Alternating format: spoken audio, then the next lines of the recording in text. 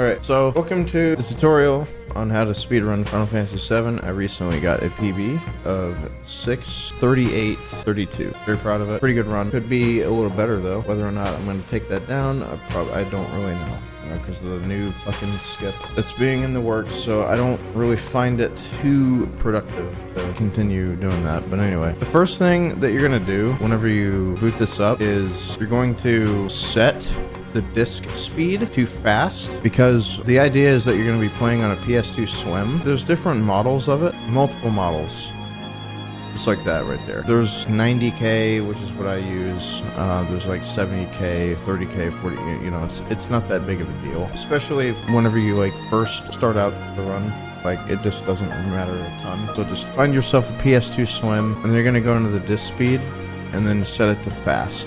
And then you're going to close the tray. So that's like first thing that you're going to do. Second thing, the controller that you use is also pretty important. You're going to want to use one of these. This is what I use. It's just an OG PS1 controller. The reason that I use this is because they are very durable for certain reasons. So I like it for that. And two, DualShocks, I believe, have pressure sensors to where you can hold down the button and then kind of like it's got pressure sensors. Whereas these, you don't want those pressure sensors because it's like yes or no. You don't need like, maybe, you know, because like whenever you go to mash text, you want the button to be pressed, like, right? So you're going to be doing a lot of this. Okay, so let's go. When you're good, going all good, you're gonna hit new game. New game! So, big long cutscene. Very first thing that you're gonna do is you're gonna go into the menu and go to the options or whatever. So I'm gonna slow this down a little bit. Config, cursor, memory, and then ATB active, and then put the battle speed, battle message, and field message all the way to fast because, well, a speed run. And then camera angle is going to go to fix. You don't have to do that last step, but I do it because there is a certain fight that I use it for to make sure that the camera doesn't do weird stuff like during the fight. So you can do that, you don't have to. And then this fight is just hold down circle. The thing is about this fight and then other fights is that your ATB is pretty important at the very beginning of the fight, because the quicker you can get your action, the better. In this case, it's completely RNG. So just hold down circle. Sometimes these guys will get off like 3 attacks. Sometimes they'll only get off 1 because you'll get the first attack and then that'll save like 4 to 5 seconds. Again, nothing major. Beginning of the run, it matters like nothing. So sometimes you get that potion drop, sometimes you don't. It doesn't really make a difference whether you do or not. Okay, so this right here is called the step route. If you're starting off the run, I wouldn't worry about it. It's a lot to take in. It's very complicated because I'm not really going to make this a step route tutorial video, but more just like a, you know, basic like how to. So if you're going to do the step route, you want to walk to these guys, but if not, just run. Basically, the movement, if you're not doing step route, will be to always just run. Go from place to place, like run from A to B. But if you are doing steps, then you're going to want to do them. And from here, it's pretty simple. You just want to rush to guard Scorpion. I don't have inputs. If you don't do those steps though, you will get an encounter. It's not that important. If you do step route, I want to say it saves like maybe 25 minutes. I could be very wrong about that though. I'm not entirely sure, but the whole idea of the step route is to make the run consistent. So you're going to get the same encounters in the same places in areas that are considered hostile. Those are areas where you can get encounters that are not the world map. Those are considered hostile areas. So this whole reactor is considered a hostile environment. World map encounters can be manipulated, but we'll get to that later. It's a lot easier for sure. The nice thing about this run is that it doesn't require any grinding. You don't need to like, okay, sit in this area, kill 10 enemies, you know, to get like levels. You don't need to do that. There are enemies that you have to kill in order to get like E-skills, but that's not really grinding. That's just how the E-skill mechanic works. You have to finish the battle. All right, so again, like we're not really doing anything. We are going to take steps down here though. So if you're gonna do step route, you're gonna take, I'm gonna stop here. Okay, 1, 2, 3, 4, 5, 6, 7, 8. You're gonna take 8 steps in that area. Again, not doing step route, just run and then collect this materia, and then we're gonna come up on our first boss fight. This is Guard Scorpion, pretty easy boss, but it does have some optimizations that you can take advantage of. We're gonna go over that. There are certain skips that I'm going to go over, certain boss fights that I'm also going to go over, and I'm gonna boot up my emulator for that, but yeah, that'll become later. Okay, so this is Guard Scorpion. First thing that you're gonna do is, much like the first fight that we got into, where you had to like hold down circle, if Barret has high ATB, you can hold down circle here. He will get off an attack before the Guard Scorpion can act. That'll allow some extra damage to be pushed in the fight so you can kill him faster. Same with Cloud, except Cloud's going to use Bolt. So if Cloud has high ATB here, you can hold down, literally just hold down and circle. And then what that'll do is it'll buffer magic, and then it'll also go straight to Bolt. So it'll get off, you don't have to worry about it. It won't like select a wrong magic. It'll just go straight to Bolt. So you can do that. And then, you know, in this case here, we're going to hold down circle, and then Barret will get off his first attack. Sometimes it doesn't always work out that way. It's just RNG at the end of the day. But the whole idea of this fight, the way you want to work it, is whoever Guard Scorpion hits with a searchlight, you want them to attack first, because the way that limit breaks work in this game is that they will get priority. If the enemy like has a turn buffered or whatever ready to go, and you get off the limit break, it'll go before them. That's the idea, is like we're going to maximize damage. He's got 2 attacks. He can hit with rifle or scorpion tail. If he gets hit with rifle, if Barret, see, I messed up here. I was supposed to have Barret go first, but I messed up. I don't know why. I don't know what the hell I was thinking there. But in this case, I kind of get away with it. Now, if he did do Scorpion Tail, it would have brought Barret to limit, but he didn't, so I didn't get punished there. So again, I'm not going to select Cloud's attack. I'm going to select Barret's attack. Now watch this. This will give him a limit. And then I'm going to hold down circle. And then Big Shot's going to go off before Guard Scorpion can go into his tail phase. And that way, you know, we're trying to push damage here. Okay, so the idea is my Guard Scorpion has 800 health exactly. Take out a fucking calculator or something like that and manage the HP and, you know, figure out how much health he has. But at the end of the day, at the end of the fight, you want Cloud to have a limit break. There are some times where Cloud can do a limit before his tail phase, and that is ideal because it'll make our Bravers that we have to do later one less. We'll have like an extra Braver that we can do, and that'll kind of speed up the run a little bit, make things a little easier. So again, if you die on this fight and trying to learn it, I don't think you're cut out. Just keep that in mind. I don't mean that, it's a joke, but it's not a fight that you need to like practice or anything like that. But just the little optimizations, like getting off the limits and making sure that Cloud has his limit at the end of the fight is the most important part. If you don't have a limit by the end of the fight, if he's like really close, that's fine. You'll get an encounter, even if you're doing step route or not, so you can get the limit there. In this case, again, I'm doing a step route, and this is a setup to get a preemptive on Apps, which is the boss in the sewers after Wall Market. It's kind of a very particular setup. I wouldn't really bother messing with it. In the case that you do, you want to force the encounter. Like, I don't know if you guys can see it, but like, you want Cloud's foot to be pretty close to this little line here on this pipe, and once you get like right about here, you want to hit up and down, because you don't want to move. You don't want to move like back and forth. You want to move up and down. That way it'll still trigger the encounter, but you're not going to like move like forward or back. Just like this. And then your setup will still be proper. And then after this, you're going to hold down and left and then grab this potion. Cloud's foot needs to be about right here. Like after you trigger that encounter, you want to walk after you get that potion because it's a little easier to set up that way. And you want, like, this looks good. I would just not move anymore. And then you want to talk to Jessie, and then you want to go up. And then a faster way to grab the ladder is I kind of stop a little bit before the ladder, and you can hit circle, and then Cloud will auto grab the ladder. So like right here I stop, and then I hit circle, and then he will grab the ladder. That way you don't move forward a little bit too much, and then it'll fuck up the step route.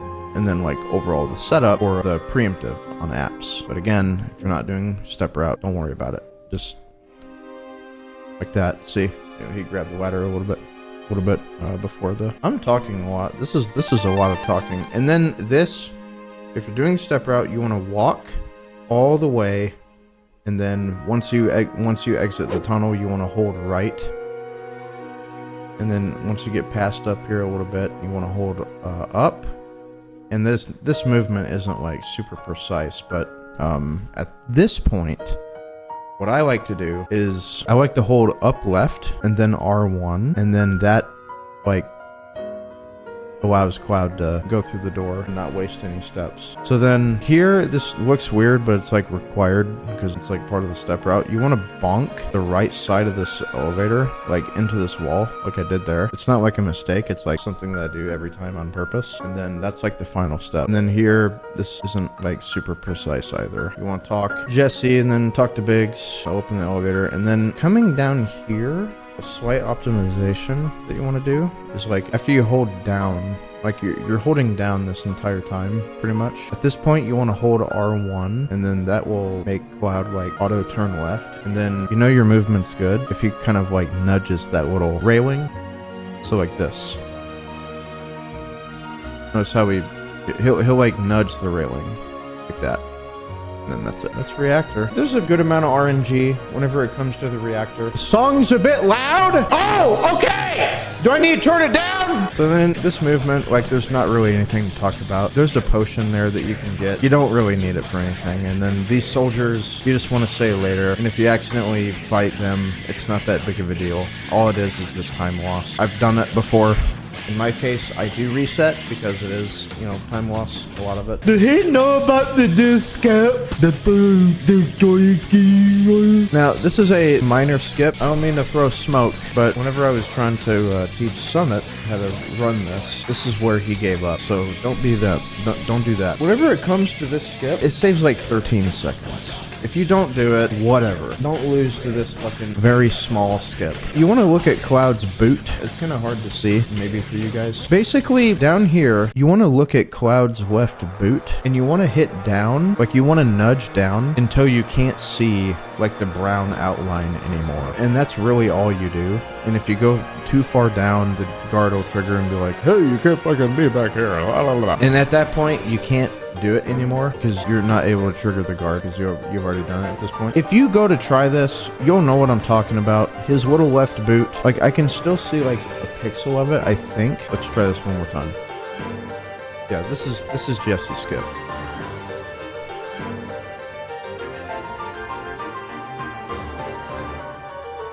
So yeah, you're just holding down at this point, and you kind of want to, you just want to nudge until like you can't see Cloud's left boot. And then once you get into that position, you want to do a menu. The idea is that you're going to buffer an input, and what you're going to do is you're going to do L1 down and circle.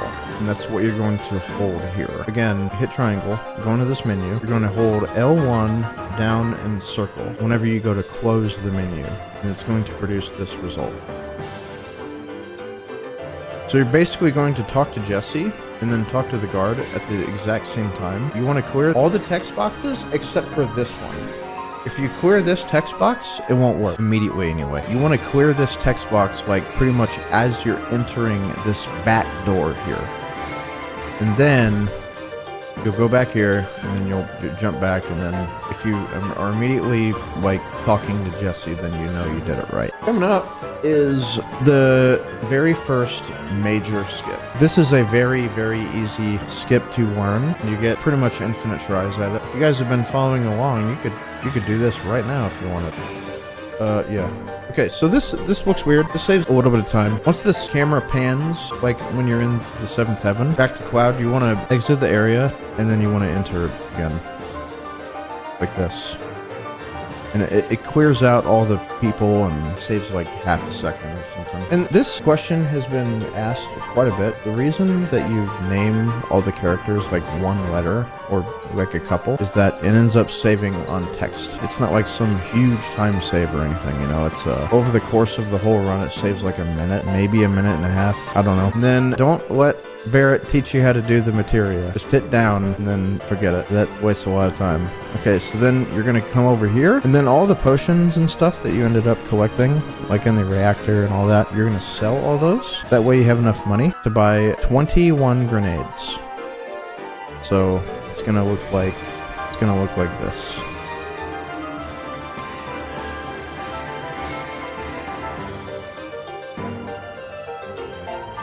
Because sell all 5. You're either gonna have 4 or 5. It doesn't really matter. And then you're gonna buy 21 grenades. And then here comes the skip, the big one, the big dick skip.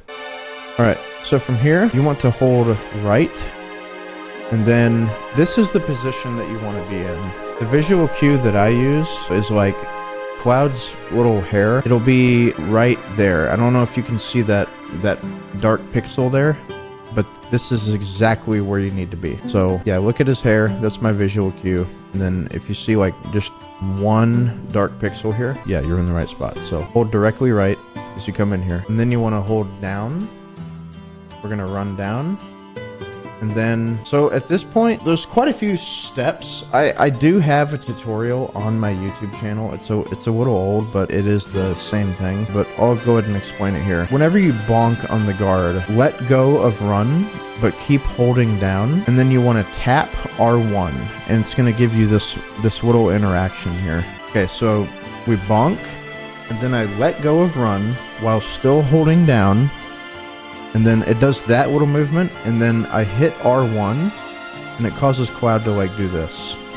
So then from here, you want to let go of R1. What we're gonna do is then after you did all that, you want to move left and then right a little bit. But you want to get into a position where like this. So you're gonna be looking at Cloud's right hand, and then you're gonna see these like 2 little lines of pixels here.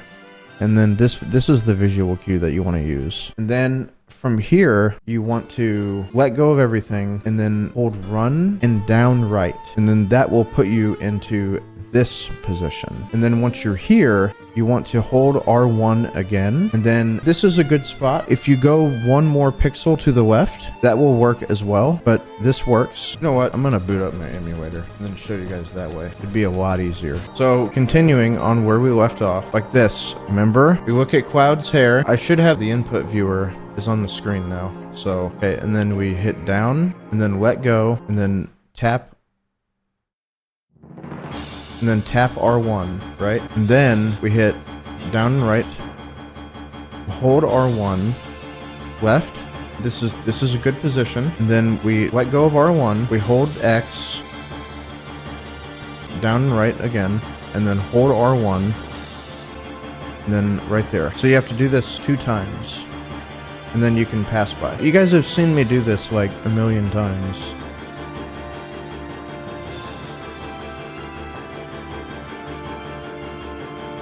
And again, if you mess it up, you can try this over and over and over again. Just go back and try this again. Now, let's go back. And this is super simple. This is just wall market, nothing crazy. You just got to follow the right things, go to the right places. So you're just going to go over here first. We're just going to fast forward all this shit. So go up there, talk to the guy, go down, go right, talk to this dude, go left, talk to this guy, go in here. It doesn't matter if you get the Korean barbecue plate, today's special, or the sushi plate. It doesn't matter. But the important thing is, though, is that after you eat, you need to make sure to select the middle option. That way you get the pharmacy coupon. And then go down here, and then select the digestive. Make sure to select the digestive. Then go down here, stay in the inn, and select the 200 gil option. This is another small skip. This one you can soft lock. Better be very, very careful here. First, talk to this girl up here in the bathroom, and then talk to this guy sitting at the bar. And then you can clear this text box.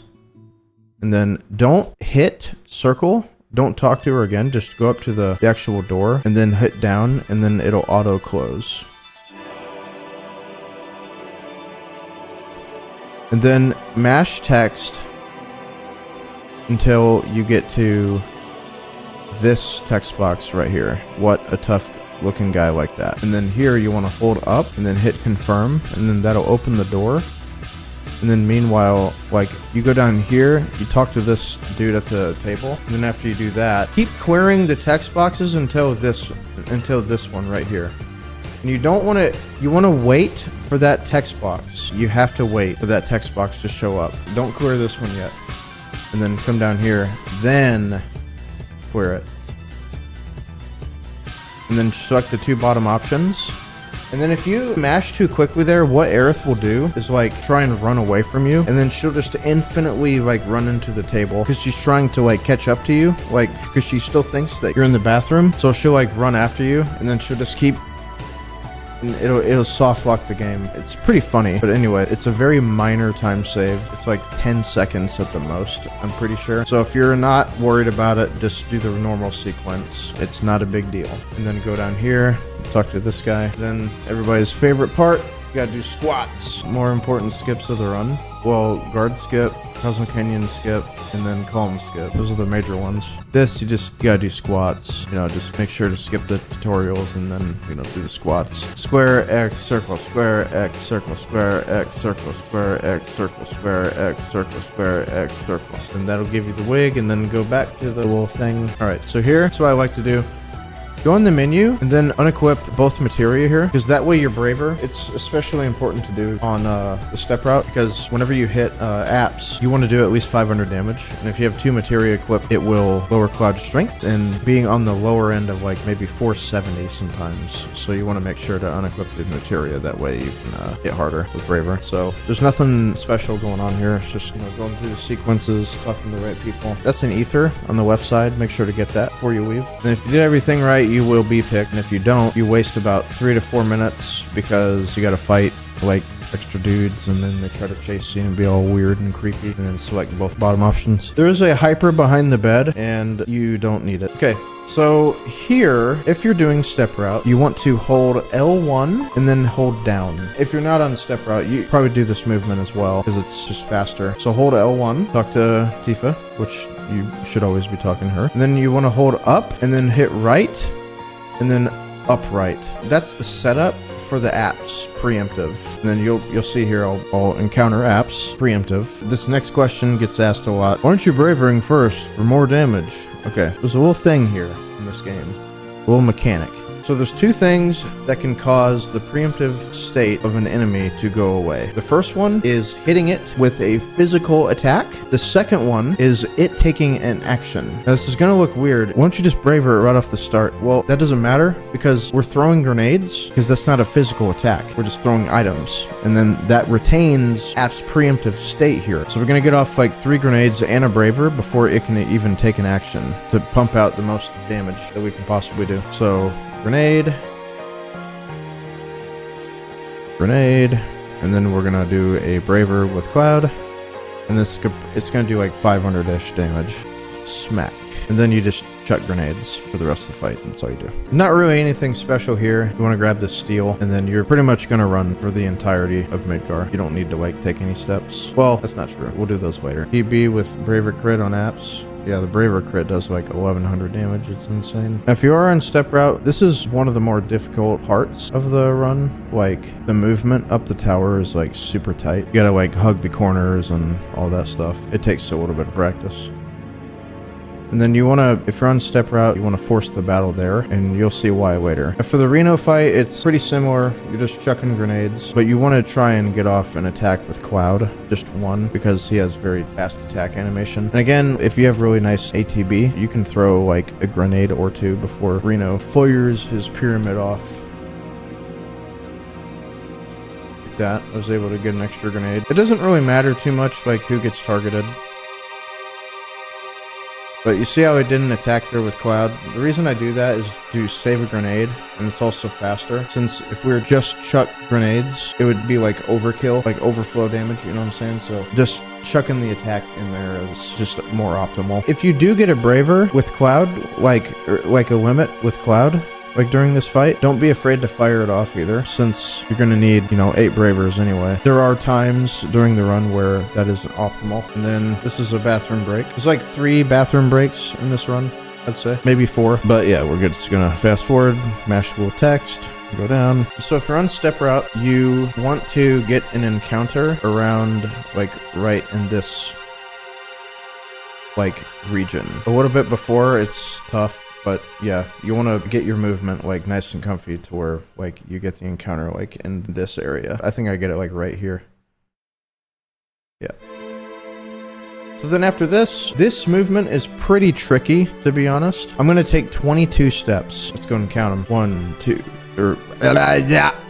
Shit. 1, 2, 3, 4, 5, 6, 7, 8, 9, 10, 11, 12, 13, 14, 15, 16, 18, 19, 20, 1, 2. Alright, so this is the updated route. The old route that I did used elevator manip. I'm not going to explain elevator manip. I think it's a bullshit. I don't recommend anybody doing it in their run. My old PB used elevator manip, and elevator manip saves probably about 1 minute and 20 seconds at the cost of like your sanity and too many other things. And that PB with elevator manip was 639.50, and then I got a new PB of 638.32 without elevator manip. So if I did elevator manip, like we were looking at like a 637.10 or something. Okay, so this is going to be our first major shop. We're gonna buy a fuck ton of grenades, so this is pretty easy to do. So you come in here and you sell like everything except for the grenades that you have. So all the ethers, the phoenix downs, the assault gun, high pot, and then the remaining pot. And then you want to buy 47 grenades, 47 or 48, it doesn't matter. And then that's it. We're just gonna go go go go go. Obviously buy the batteries, don't forget to buy batteries. Okay, here's another menu.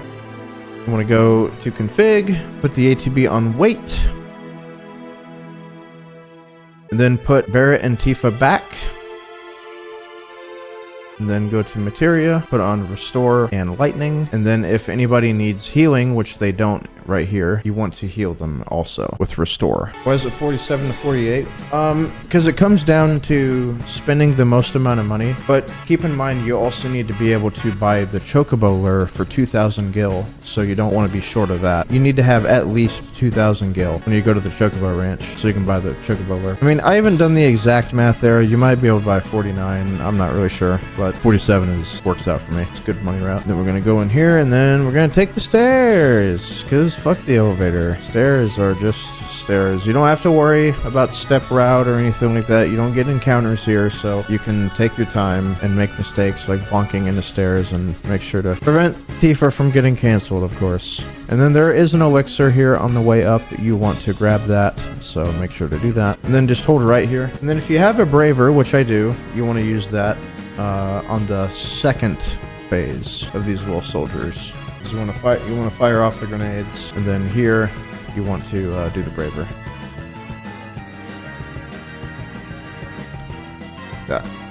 Boom. So when you're doing this run, it's important to keep count of your bravers, because you need 8 in order to get cross slash. So right now we have 2 bravers. On average, you will exit Midgar with 3, so you need to keep count. This part is tricky. I've failed it a few times, and if you do fail it, the run is pretty much over. Not necessarily, but you know, if you're starting out, you don't have to reset. This is kind of a tricky little sequence. Basically, just don't get caught. This is like the optimal way to traverse the guards. This is the fastest way to do it, to my knowledge. It's like this.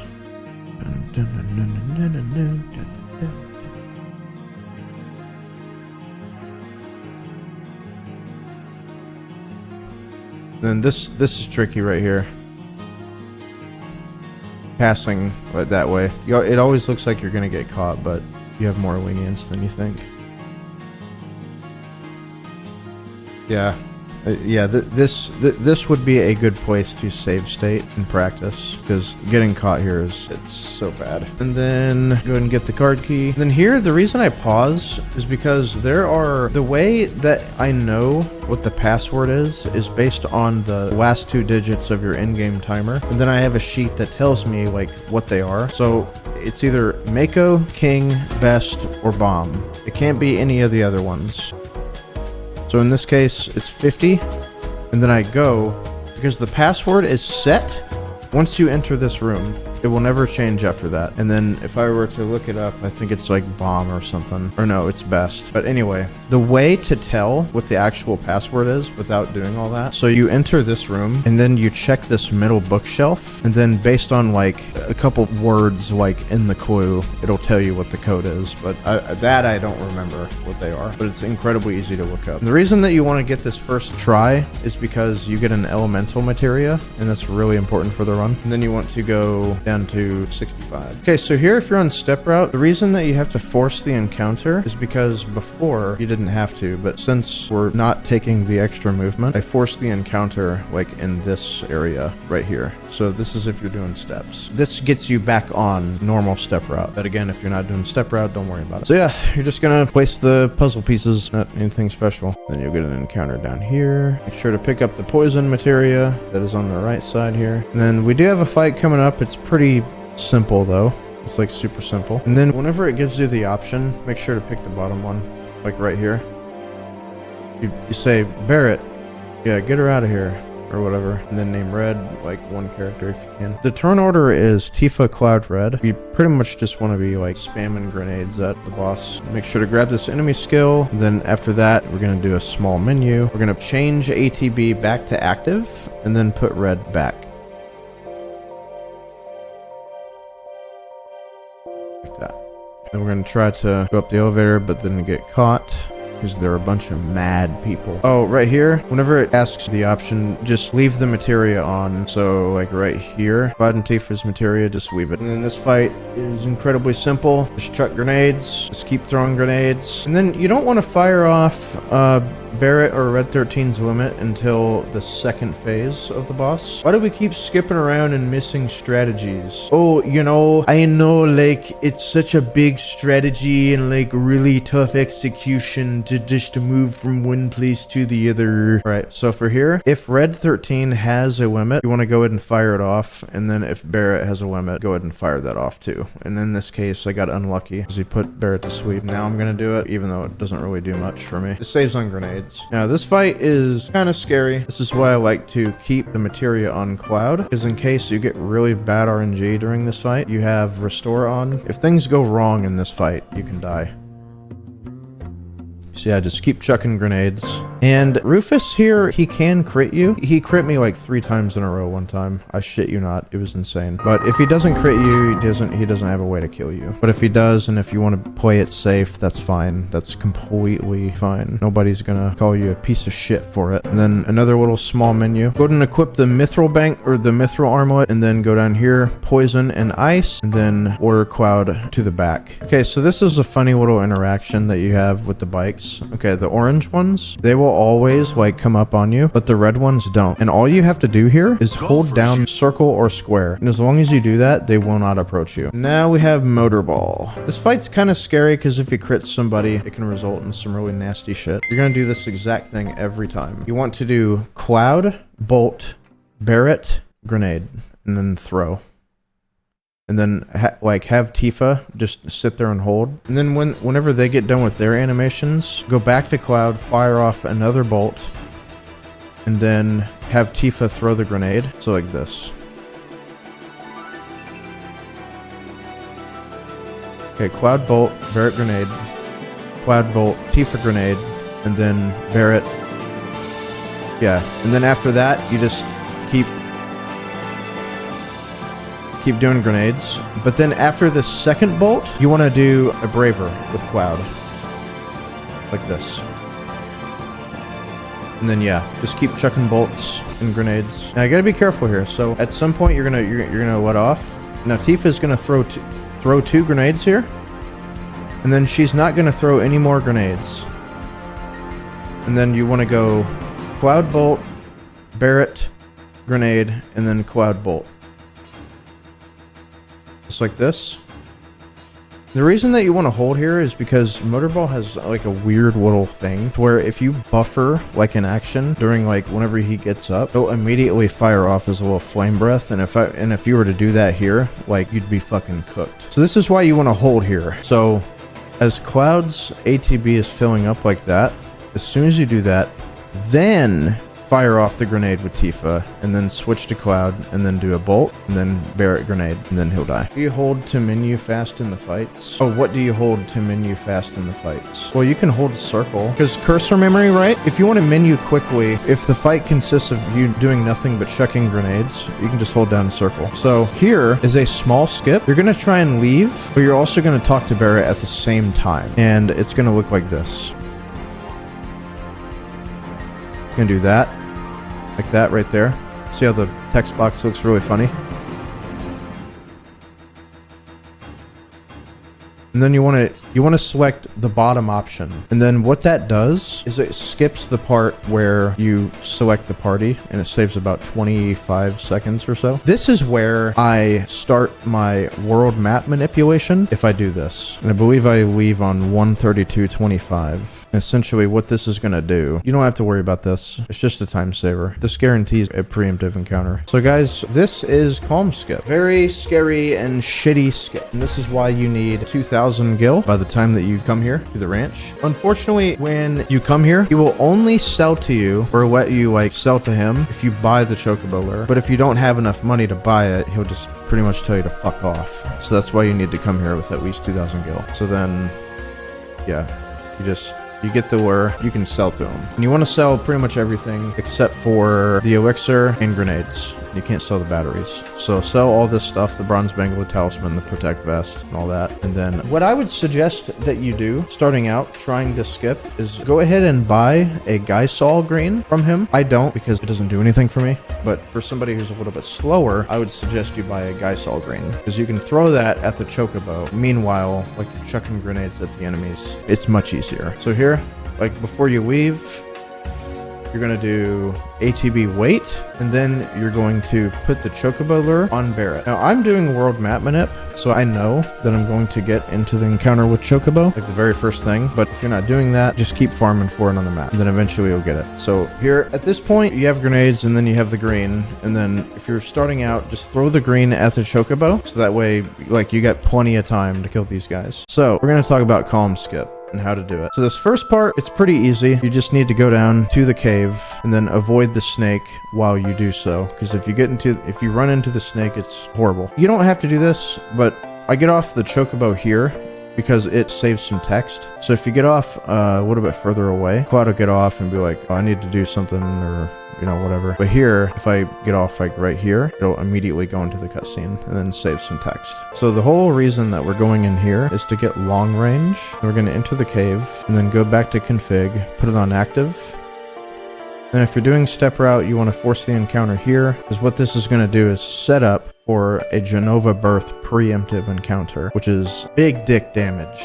Huge. And then here, the proper emotions that you want to have, you want to hold like up and then up left and then grab the vine. And then here you want to hold up left and then L1, and then that'll like put you here. You bonk the wall, then you hold up, grab the thing, hold right, and then hold down right about right here to grab the vine. And then as you're coming down, you want to hold down, down left, down, down, down left, down, and then down left and then up right.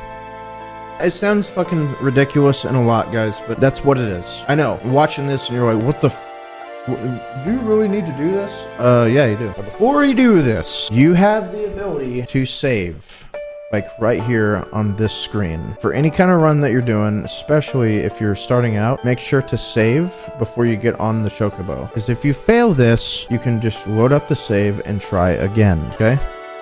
So here's how you do this, and your movement has to be pretty damn particular, otherwise the skip won't work, because like you'll get out of the weird world map vectors and you won't be able to like pass through the mountain correctly. And this is why this skip fucking sucks, because if you try and dodge like the Zalem and get like your movement gets like super wild, it will do that exact same thing like that I said, and then you won't be able to pass through the mountain. So you're gonna hold right and then up right here. And then when you get to about right here, when you pass like this line right here, you want to hold up. Okay.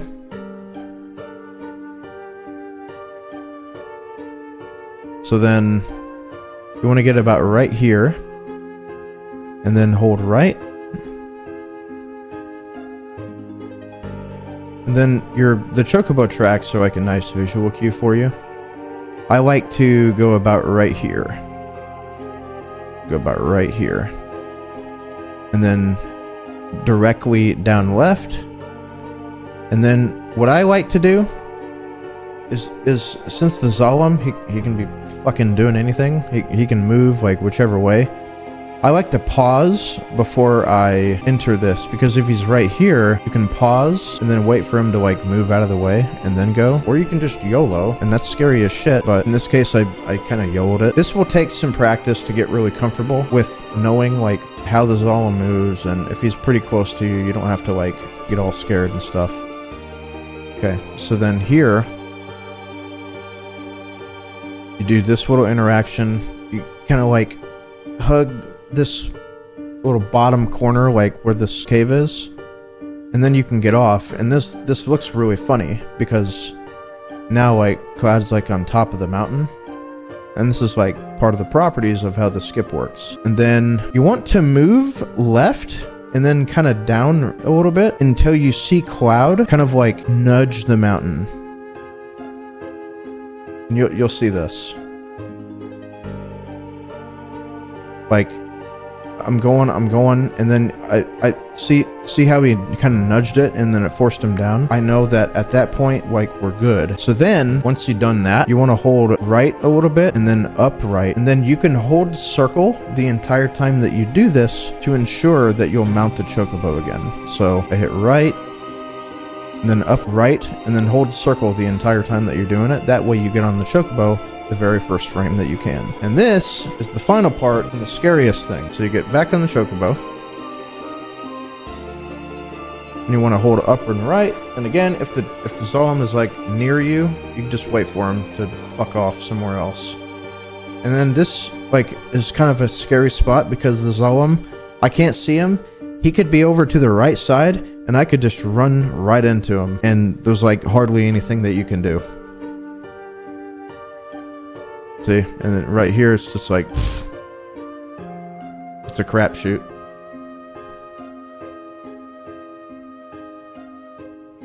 So let's do that again.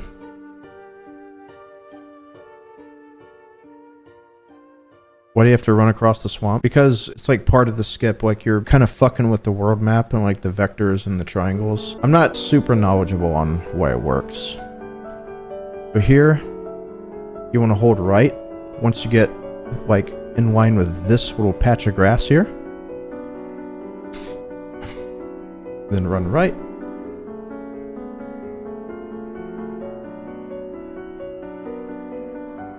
And then once you get in line with the ranch, hold up and then bonk into it.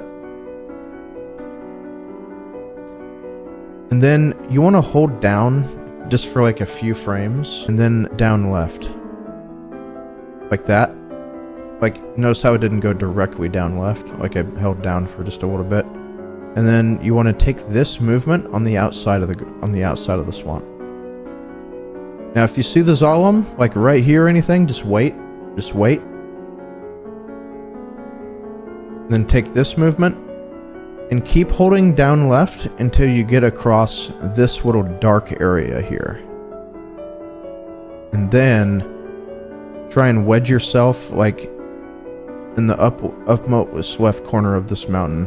And you'll feel it once you start to like screw with this. Now this is the scary part. At this point, you can pass through the mountain, but you can also get an encounter while you're inside of the mountain. And that sucks, because if that happens, the run is over and you're soft locked until the end of eternity. And that has happened so many times. And then I do this look away from the screen strat because it's copium.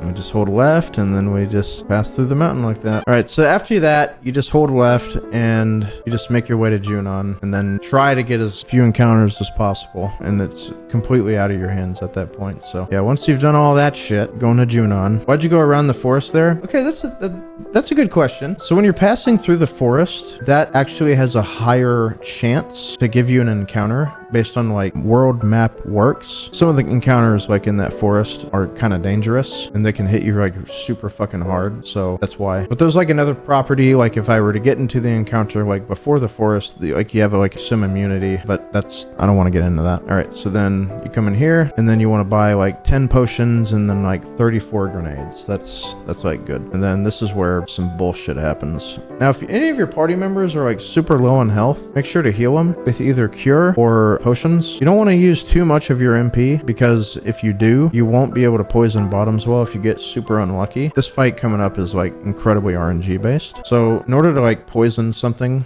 I think it's like a 48%, like a base 48% chance that you'll do it. So getting it first try is realistically like winning the lottery. This fight is kinda complicated to explain, but not really. What you want to do is you want to throw out a bio. The very first thing, you want to throw out a bio with Cloud. And then you want to throw a grenade with Tifa, and then a grenade with Barret. And then just hope. Okay, so I get it. I think I get it second try here. And then you want to try it again. But don't throw any more grenades, because that'll push him like faster into like his little bubble phase. So just chill. And then basically, guys, what you want to do is like you just want to keep throwing out bios. And then like once you see that the bio lands, that's when you want to start throwing grenades. And if the bio doesn't fucking land, well, that's pretty normal, because fuck this game. So I get a second try here, and you notice like right there, that's when I start. That's when I do the grenades. So then after this, go ahead and fire off the limit with Tifa. And you can also do the same with Barret, but I don't do that because it's a little bit slower, but it's also safer. So you can pretty much do that without any kind of major penalty. So like right here, you could buffer a limit with Barret, but it is a little bit slower to do that. But if you're starting out and you don't feel like super safe, then you can certainly do that. Okay, so here you kind of want to chill and not have anybody take any turns, especially like if somebody's like super low on health, because the EXP on this route is like super tight. If anybody dies like during any fights, they won't be the proper level. So whichever target gets bubbled, you want to hit right and then hit defend with them to just help ensure that they don't die, because you know the last attack that he does can crit, and then from there you just keep chucking grenades, and he should die within 4 of them. You know that he's dead whenever like his bio can't just like go away during the fight. It just keeps on. And then when you see like the bio go away, you know that he's dead, and he's gonna go ahead and fire off his little tidal wave. And that's Bottomswell. I know Braver here because you save it for Jenova Birth if you're following step route. Now if you're not following step route, it's probably safe to fire off a Braver there if you want to. But for the step route, we're going to get into a preemptive we're gonna treat it the exact same way that we treated apps. Like we're gonna throw the grenades and then do the Braver for the preemptive damage. I believe the breath sequence here is 9, 9, 9, 9, and 5. And then yeah, we're just gonna rest up and enter Junon. Make sure to select the second option. And then here you can just mash square, and then it'll auto position Cloud into the correct spot. This is all just basic stuff, no skips. You just basic conversation. You guys have seen me do it like thousands of times at this point. All right, this is pretty important to do right here. This little parade minigame thing. You want to get what, at least like 52%, because that'll give you the max reward, which is 5,000 gil, I think. If you don't get like the highest possible, I think you get 6 ethers, which is only 500 gil off of what you would normally get, and you can just sell those. But I think here is like, yeah, you just need to make sure to do this properly. Okay, so go in here, this first door, and then my shop, what I like to do is I like to get 1 high potion, 1 phoenix down,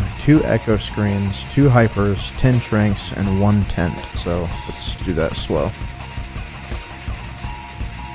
1 high pot, 1 phoenix down, 2 echo screen, 2 hyper, 10 trank, and 1 tent. Yep. Good. And then the second door contains an E skill, which is incredibly important. Do not forget this. If I'm fast forwarding through the run, and if there is anything important that you guys need to know, then I will show it to you, but there's not here. I mean, make sure to just do the right inputs. That's about all I can say here, because you want to get the Force Stealer. So here, there is an all materia, and then there's an ether. And then this is just kind of like a sequence. And then you want to select the bottom option, since it's slightly faster. Go up here, talk to Red, go down, talk to Aerith twice. That'll trigger Yuffie to get out the way. So Tifa and Red is who you want in the party. Then this next menu, you're going to go to the item. Then you can hit R1 to scroll down pretty quick. And you want to trank Red and Tifa, and then hyper Cloud, The reason for that is because if Cloud's hypered, his limit gauge will go up like twice or 3 times as fast, and this is a good fight to farm Bravers on. Then make sure to equip Force Stealer and then Power Wrist, and then you want to equip Shiva here. Steal on Tifa. The reason that you equip a summon is to like reduce his max HP to ensure that a W laser gets him a full limit. And then here you want to hold left. That is if you're doing the step route. And then once you get to about right here or so, like you'll pass through this little barrel, you want to hold R1, and then that will auto Cloud to pass through the door. So once you like, you want to hit R1 right now. And then this next room is kind of like a weird interaction. You want to hold left and then let go of run. He'll kind of do like a small nudge. That's like the final step and make the preemptive like that right there. And then you just hold up and run, and then you'll go here. And then if you did everything right, that is if you're on the step route, you will preemptive Jenova. We're going to treat this fight very similar to how we did apps. We're going to start off the fight, grenade, grenade, grenade, and then when we can, we're going to do a bravery with Cloud. So right here. That. If she starts out with stop, that's kind of bad luck. You don't want her to do that. So pretty much the way that you want to do this fight is you want to have Cloud's action buffered during her attacks. For this reason, you'll be able to get off an extra turn rather than if you just throw out your actions or whatever, you only get like 3 actions. Right now I have Cloud, Tifa, and then I'm holding on red. And I'm going to buffer an action with him because she hits Cloud. He's going to throw a grenade, and then Tifa's going to throw a grenade. And then Cloud can do a Braver during Tifa's animation, but then Red 13's grenade will also come out still. You'll see that. Like here, like that's perfect, except the double target's a little unlucky. So Tifa, Cloud, Tifa, or Red, and then he gets off an extra turn, because normally she only allows you to do like 3 actions, but here you can get off an extra one. Now at this point, you really don't want anybody to die. I mean, Red, you don't really use him throughout the run, so it's not super important that he stays alive here, but since Cloud still has a cure materia on him, and if you feel like, oh shit, I'm gonna die here, just do the safe thing and do a cure on him. And if not, just keep chucking grenades and do the right sequence, and then keep throwing out Bravers. This is another fight where you need to make sure to keep track of how many Bravers you have stocked. And I believe right now I have 6 after this one. You need 8 in total to have cross slash, and having cross slash is like super important. And make sure to not, select that bottom option, and then make sure to get the F right here. All right, Costa Del Sol. Then just smash through all this cutscene, and then from here, you want to go in here, collect all the spoils down here. You're going to find a power source, a motor drive, and a fire ring. Do not forget any of these. And then after this, you want to heal everybody up with Cloud. And if you feel like you're pretty low on Bravers at this point, you can swap out the Shiva materia for a cover, because there's a lot of encounters that you're going to get into at this point. So you have an opportunity to get an extra one. So then if you're on step route, you're going to get an encounter here, and then I like taking 2.5 steps after that encounter. Let's go back here. So 1, 2.5, like that right there. This movement, if you're on step route, it's not like super tight, but you don't want to be losing steps there. And yes, do not sell the E skill. Do not sell your E skills. Very important lesson. I really recommend that you take these next steps. You can take them a little bit before, like this last jump. Not super tight, not super strict or anything, but you're going to take 12 steps after you jump over this little thing here. 2, 3, 4, 5, 6, 7, 8, 9, 10, 11, 12. And then a nice little tip that you can do, you can hold L1 here, and then that will auto switch him to the top little thing here. Like that. And then hold down right. And then hit this button. And then make sure to get this encounter on this screen before you enter the next screen. It's very important that you do that. Then get this turbo ether over here, and then after you do that, hold down right. And then again, if you're doing steps, you'll get an encounter here, and then you'll take 11 steps. 1, 2, 3, 4, 5, 6, 7, 8, 9, 10, 11. All right, so here you'll have at least 2 opportunities to steal our right arm. I think we get it first try here, right? Yep. And if you get the second one, that's even better, because that's like huge, actually. And I think your base chance to steal this, like right now, at this point, is like 7%. So it's really low. But you pretty much always go for it. And if you get that, you can use it to one-shot a fight, and it saves 30 seconds if you get it first try. So it's not just the time save that you're after for the right arm, it's the safety of the run. It's like the, oh, okay, like I won't die at a certain point where I can die. So it's really nice whenever you get it. So for this shop, we're gonna buy a bunch of Molotovs. We're gonna upgrade from grenades to Molotovs. We've got a lot of stuff to sell now, a lot more money. So we're gonna sell the white cape, the ether, and the motor drive. And if you get the right arm, don't sell that. And then this, so if you got the 6 ethers from the Junon parade, this is where you would sell them. So here you would have 7 ethers rather than 1. And then the motor drive, and then we're going to go over to our Materia, and then don't sell the Icicle. You wanna sell the Sense and the all, and then you want to buy 24 Molotovs. And then if you don't have enough money for 24, buy like 22 or 23 or something, that'll be fine. And then yeah, it's a lot of more text to mash through. And then just to save a little bit of time, you're going to be given 2 options here. You want to select the bottom one for don't go on, even though you're going to, and then go over here. The 3,000 pass, that's why you need the remaining 3,000 gil so you can get in here. And then you want to take Tifo along for the ride, which is always the best decision. Then you want to go to the Wonder Square and meet up with Kate Sith. And then again, want to try and name him 1 character or 2. I always name him CA, that way I don't get him mixed up with Cloud. And then immediately after that, you want to go to the battle square, and then it'll trigger this cutscene where people think it's fucking Barret going crazy, but it's actually a Dyne. And then come down here, go in this little hut, and then mash through all this other dialogue. And then make sure to take Kate Sith along. Okay, this is, yeah.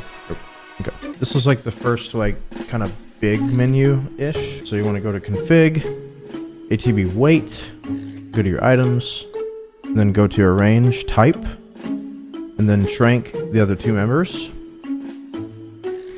Go to Materia, unequip the top, then restore, E-skill, and then both E-skills. Go down, put the fire ring on Kate, and then put him back. Easy. And then if you're on step route, you'll get a fight here. And then take 6 steps. 1, 2, 3, 4, 5, 6. So again, if you're on the step route, you'll get a double claw encounter here. And if you're not, you'll just have to farm for 1. It'll show up eventually. And the way that you want to do this is if you have a Braver with Cloud, go ahead and fire it off at one of the claws, and then have Barret throw a grenade. And then use Kate to manip the other one. Oh, first try. Let's go. So you want to do laser on Cloud for 2 reasons. The E-skill is really useful, as you will see later on in the run, and then it does a lot of damage to him and will get his limit fast. So you want to do a Braver here on the Manipped one, but if you buffer the laser during the Braver animation, he will target Cloud anyway, despite being Manipped, or not being Manipped, like this. And then you already have another limit. You can do that last limit like there, but I didn't, because he put up, I think he put up like a barrier or something, so it wouldn't have one-shot him. And yeah, that fight sucks. Sometimes manipping can take like 10 tries. It's just ridiculous, but I got really lucky.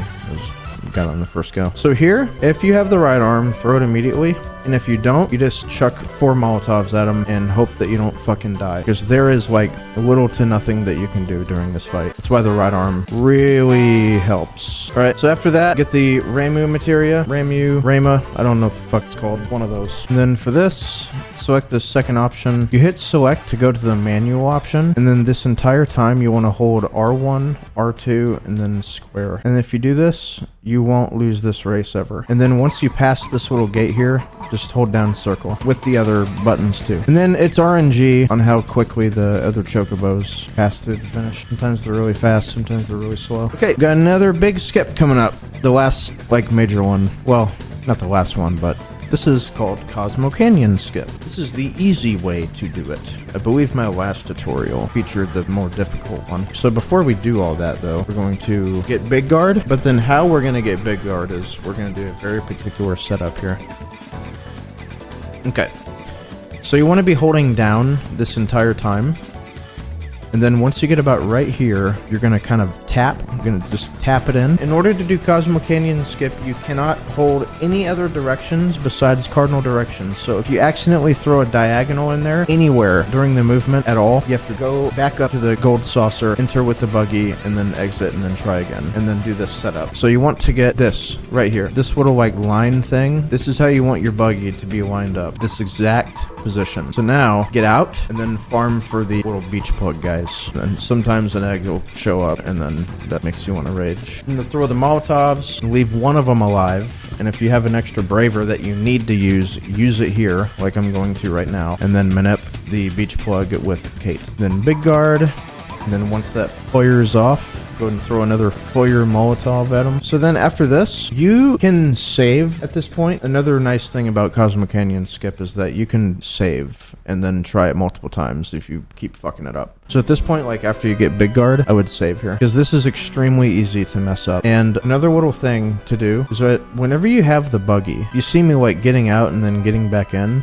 The reason I'm doing that is I'm basically resetting the encounter chance. So I should never get an encounter whenever I do this, although sometimes you get really unlucky and you still get one. But if you notice that I'm only moving using cardinal directions, so I'm only going like down, left, right, or up. I'm not going like up, left, you know, down, right, or anything like that. You cannot do that. That's how precise this is. Even saying that, like, this is not a difficult skip. It's just incredibly easy to mess up. So directly left, left, and then up.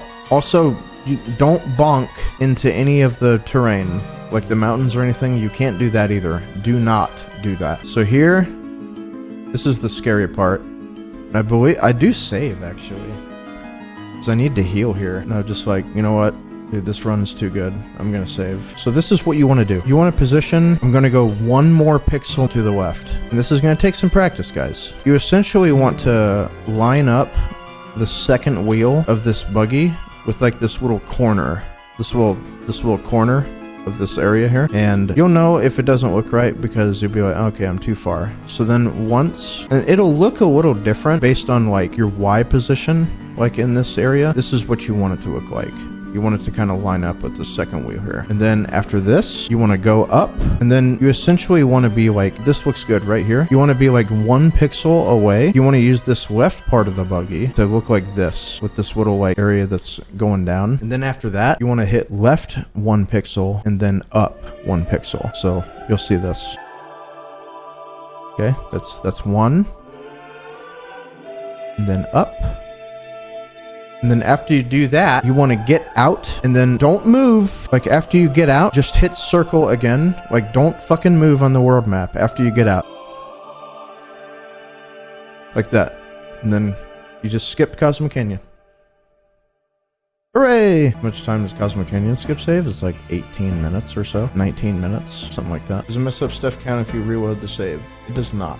Okay, so after this is the hardest part in the entire run. The hardest boss in the whole fucking run. Yeah, just follow this movement, and then if you're on the step route, you're gonna get an encounter here, and then you want to take 13 steps. This is gonna be so difficult to explain. Alright, so if you're not on step route, you can save prior to this boss, and if you are, you almost can't because you'll be like too far behind on steps, and it'll kind of fuck you up. But the whole idea is that you want to have Tifa. This is why like EXP and levels are important too, because you want Cloud to be level 13 and you want Tifa to be level 12. And then their stats, you want to have 31 magic with Cloud and 22 strength with Tifa. So you want to reset her limit, very important here. And then this is where you go to the status, and I see 22 strength, which is like right where we need to be. So that's really good. Sometimes she has like 25, sometimes she has like 21, but there are ways to kind of adjust it. So we have 22, which is like perfect. And then that's 39 magic with Cloud. Now you're like, oh my God, that's like so much. Well, the reason it's so high is because he's got the Force Stealer on, which gives you 5 or so magic, because I'm going to put the Buster Sword on him. Basically, at the end of all this, I'm going to unequip the Restore, and I'm also going to unequip the ice and then only have poison on him. And then when that's all said and done, whenever I have the Buster Sword, it removes 7 magic. So he's only going to be at 32 magic here. So with everything, you can look at your magic stat and be like, okay, -7. Because that's what's going to happen whenever you unequip the Restore and you unequip the ice. Because you have to have the poison on him. You have to. So if I were to see 37 magic here, I would just be like, okay, -7 and then +1 magic materia on him, because you have like fire and ice and lightning and stuff that you can equip on Tifa if you need her strength to go down, or on Cloud if you need her or his magic to go up. So at this point I see 39, so I'm gonna unequip. I'm gonna do Buster Sword, then Silver Armlet, and then Power Soul on Tifa. This is why this boss is incredibly difficult. So I go to equip, scroll to Cloud, Buster Sword, Silver Armlet, L1, Power Soul, and then Mithril Armlet. And then go back, and then go to Cloud, and equip the Restore, the E-Skill, and then that. And so, Kate has Transform and Manipulate on him already. And Transform gives you many right now. So Kate Sith is kind of going to be the healer. So you want to put Restore and all on him, as well as like an E-Skill, just in case like something goes really badly. And then since Tifa is at 22 strength, which is I need her to be at, I don't need to equip anything else except for the E-Skill. Okay? What the f...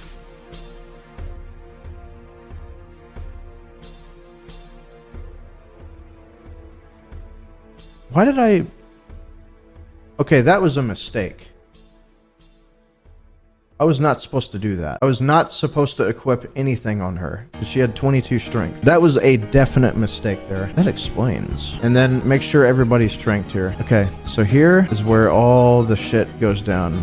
Okay, so the very first thing that you want to do is have Tifa cast Big Guard on the party for obvious reasons. Big Guard is just ridiculously good. And this is like really important here because I believe he did Trine. And if he hits you with Trine before you have Big Guard off, it's like really shitty. So it damn near kills your party. But then afterwards, you want to have Kate heal the party. And then, so from here, the reason that you did all the math with like the strength and then the magic and all that is that you want to deal 99 damage on Materia Keeper after like poison. So this is probably going to do like 74 or something like that. 73, I'm not sure. Okay, so here's what you do. You cast a poison with Cloud, and if it doesn't work, you have somebody throw a potion at him, and then you heal that damage, and then you try again. Now 73 is a good roll, realistically. Then, okay, 73. So once you see that go, you want to do a melee attack with Tifa.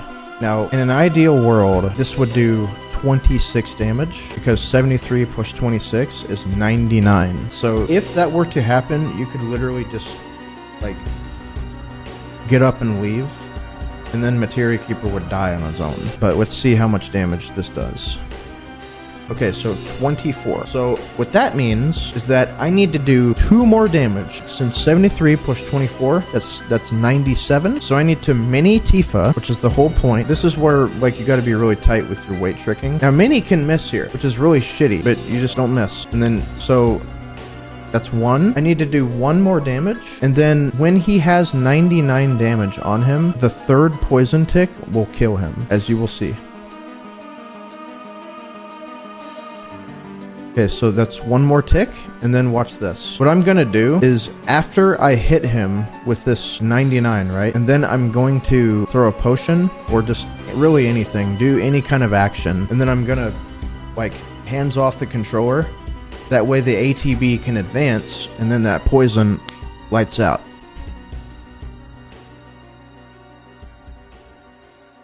Like this. So then that poison, that next tick, boom, lights out.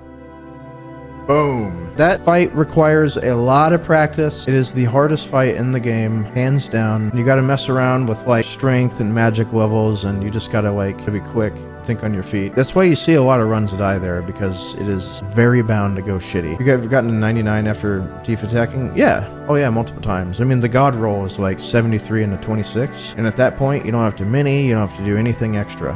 like the fight kind of just wins itself at that point. Right, so after this, another big menu, kind of, not really. You want to go to config, put it on active, and then put the force stealer on him, and then you want to take off all the materia on everybody. So you're just going to go to arrange and then remove all, remove all, remove all, and then arrange, and then you want to put steal, E-skill, poison, restore. And then go up, tent, and then put the power source on Tifa. And then everybody's nice and healed and happy and smiling. Okay, and then big shop. If it's 100, when do you high pot? You don't. You only do a high potion if Cloud rolls a 75, and then after the 4th tick, you throw a high potion. That way the 5th tick will kill him. So we're gonna sell. When you get into Rocket Town, we're gonna buy a bunch of shit. Okay, we're gonna sell the gem ring, the bronze bangle, and the weather glove. Yeah, and then sell the transform, the lightning, ice, and the fire. And then buy, I like to do 10 potions, 20 high potions, 10 phoenix down, 1 ether, 4 hyper, 21 shrinks, 3 tents with extra cheese. So this is where I do some math here. I look at my remaining gil that I have, which in this case was 2,588 gil. The whole point is that I'm gonna pick up that drill arm in Sid's house. So whenever I sell that thing, it'll be worth 1,650 gil. So then I take that remaining gil that I had whenever I got out of the shop and then add that to 1,650. So in this case, this is 4,238 gil. Because Palmer gives you, I think, 5,000 gil after you kill him. And then the Fury Ring also costs 5,000 gil. And the whole idea is if I have 4,238 gil, each Molotov costs 400 gil, and I want to get as close to 3,000. You don't even really have to do this, but it is an optimization for the Medial shop. I'm trying to fucking explain what I'm doing here. So the Fury Ring costs 5,000, right? And then the second trip to the Golden Saucer costs 3,000. So you want to get as close to just enough gil as you possibly can. That way, whenever you get done with the Medial shop in Disc 2, you won't have to like do any extra steps. So in this case, like 2588 plus 1650 is 4,238. So you want to take that number and get it to as close to 3,000 as you possibly can. So in this case, all I need to do is buy 3 Molotovs whenever I am on the way to Corel. So in this case, if I had like 2,938, you just do 1,650, and then I don't know what that would be. That'd be like 2,988 plus 1,650 is 4,638. So in that case,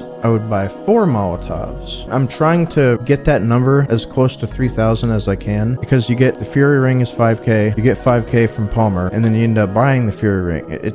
God, I can't really explain this without just overcomplicating things. But then you get the Yoshiyuki from the old guy. Why does having more matter? Basically, it just makes it less messy for the Medial shop in Disc 2. You can sell extra stuff because, like, whenever you do that shop in Medial, like after you get done with it, you want to have between 4,001 gil and 4,399. That way, you can make the 4 Tri-Stoners and then destroy them, and then that extra fight will happen, and then, like, you know, end up like losing the battle and everybody freaks out. That's why you want to do that. Yeah, you're trying to take advantage of any surplus skill that you have and use it on Molotovs. But anyway, get the Yoshiyuki from the old guy after you take the shot. Go talk to Sid, go in the house, and then drink your goddamn tea. And then this fight's pretty simple, guys. You want to poison Palmer, so just throw a bio on Palmer. And then after that, keep everybody healed up with high potions. That's why you buy so many of them. And then don't overextend and then have a character die, because that's really frustrating. Once he gets poisoned, start chucking Molotovs at him. The poison will start racking up too. When do you choose right arm there instead of Dyne? You don't. You only use the right arm here if you have a second one. You do not want Cloud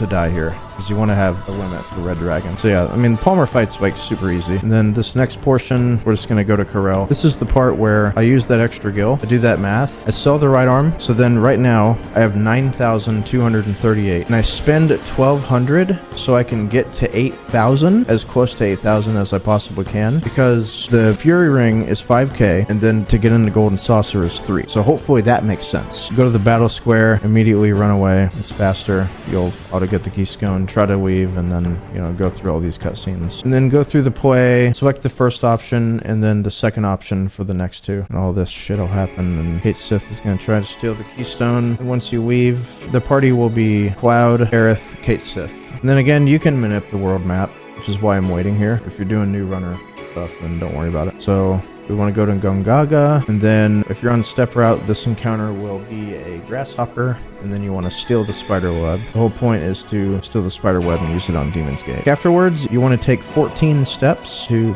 4, 5, 6, 7, 8, 9, 10, 11, 12, 13, 14, and then run 1, 2, 3, 4, 5, 6, 7, 8, 9, 10, 11, 12, 13, 14, 15, 17, 18, 19, 20, 1, 2, 3, 4. So you take 14 on the first screen and then 24 on the second screen if you're doing step route. And then you come up here and buy that there fucking fury ring. And then you see my remaining gold, it's like 38 gil. That's ideally what you want. And then do not forget the death blow. And then that little trek to the temple is super scary because if there is one encounter in the forest that you can get, and it's a pincer with the berserk needles, and they will just pretty much kill you. There's not really anything that you can do. It's incredibly rare though. So then just mash through all this text, and then this movement in the temple is kind of difficult. It's nothing too crazy though. If you're on step route, the next encounter that we're gonna get is going to be like in this area right here. That's where you want to be. I think I get it a little bit. If you get it after the vines, that's also good. So that means your movement's like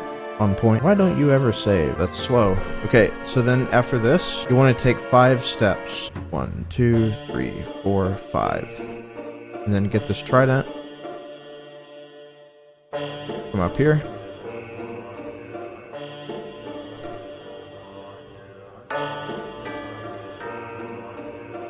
Get that turbo ether, because I don't think you can't get it, or can't not get it. And then, to make your movement a little cleaner, as you're climbing down this vine, hold down right and then L1, and then you'll bonk here, let go of everything, and then just hold upright at this point. And then make sure to get this rocket punch. And then just avoid the rocks. Sometimes you get bad RNG and then they like to fuck with you. Now that materia is morph. Don't get that unless you're doing a 100% run or an all materia run, because that is the only place that you can get it. And if you don't get it right now or before Red Dragon, you can't get it at all, I don't think. So the way that you trick this guy, come down here like this and then go in this hole right here. And then we got a pretty big menu coming up. Okay. Then go to item, range, go to type, and then use a high pot on everyone except for Aerith, and then use a hyper on Cloud, and then Trank Kate. Then go down here, equip Yoshiyuki, unequip the top 2, and then put the death blow, and then go down there and equip counter long range, and then pair Ifrit with elemental. That way you don't get that way you don't catch the smoke if he gets fire breath. And then put an E-skill on Aerith, and then put the ATB on active after you heal Cloud up to full. And then go to the left one and then go back through that bottom hole. So just follow that sequence and then you'll end up here. And then you can talk to that guy and save. This fight is actually really simple, but can go terribly. If Aerith gets smoked, like right off the rip, that's like God RNG. The way that this fight is going to happen is Kate is going to fire off E-skill no matter what. Now again, like if Aerith gets targeted, like right off the rip, that's the God RNG.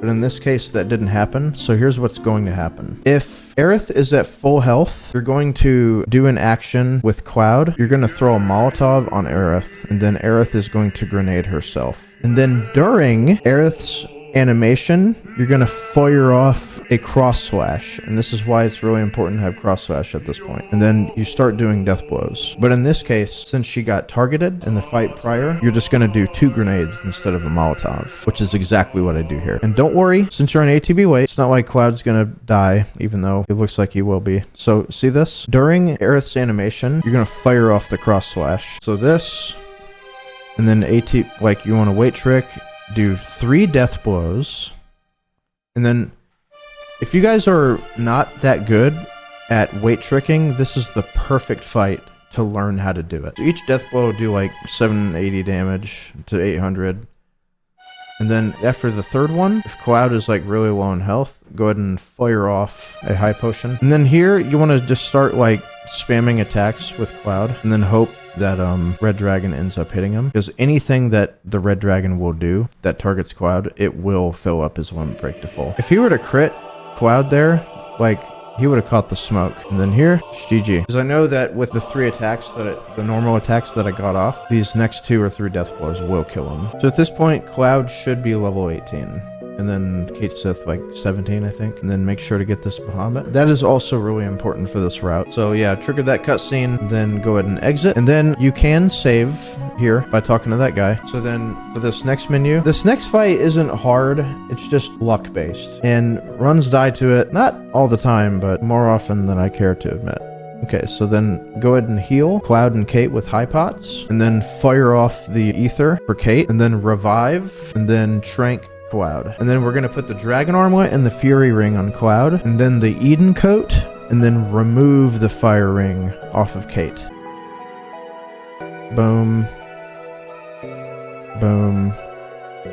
And then after this, we're going to put the cover on Cloud. That way cover can get a little bit of extra AP growth. And then we're going to remove Bahamut so he can have a little bit of extra HP. This is the fight. Now, this fight requires a lot of practice because there are several different openers that can happen as a result of this. Based on each character's ATB, Aerith's not really going to do much in this fight depending on what kind of opener Demon's Gate has. So if Demon's Gate starts off with a cave-in, it's going to kill Aerith ideally, and then that's not really the ideal opener because it will do a lot of damage to Kate. But either way, you want to have Kate fire off the big guard. But in the case that Demon's Gate does a rock drop on a character that's not Aerith, you want to do Kate Sith Big Guard. Cloud is going to get off an attack. And then Aerith is going to high pot whoever he targeted. And then afterwards, it's all about getting off the spider web as quickly as possible. In this case, I think he does a cave-in drop. Now, if he does Petrify, turn 1 on either Kate or Cloud, run's fucked. But if he does it on Aerith, that's pretty good. Okay, so he does a rock drop on Aerith, which seems like, oh man, that's the God RNG. It's not technically the God RNG because that means now that you have less control what goes on in the fight, and you can't skip the second Demon Rush, essentially. But Kate Sith's going to do a big guard still. It's kind of hilarious whenever he opens up with, like, the rock drop, and then it, like, crits Aerith and does, like, 1,800 damage. It's like... Okay. Now that the big guard's up, it's about really being smart with your ATB. And then after the spider web fires off, it's all about properly timing Cloud's attacks and then your Molotov. And then I know you guys see me do dice during this fight sometimes, but it is really never a good idea. Molotov is just a way better option. So at this fight, if he did crit Kate, yeah, it was pretty much over at that point. So this fight can kind of be calculated. If you do like 2,000-ish damage to him, it'll force him to go into the Demon Rush phase, which is why dice can be like not a good idea sometimes. Because if you do too much damage, it'll end up skipping a Demon Rush phase, because that's just how the fight works. So like here, if I were to do like 2,400, he might end up skipping the Demon Rush, like his next Demon Rush phase. And then if that were to happen, this would be a situation I know that I can't skip this additional Demon Rush, and then you could do a YOLO play. Again, it's a really stupid idea, but you could do a YOLO play and do dice, and if you get enough damage, you could kill Demon's Gate like right here. But I don't do that. Again, it's a really stupid idea. So in this case, Kate's gonna catch the smoke, and then I'm gonna heal Cloud. That way, on the next Demon Rush, barring no crit, he can survive, get his limit, and he'll be able to hit with like 800 damage or something on his next attack, which is exactly what happens. In this case, yeah, that...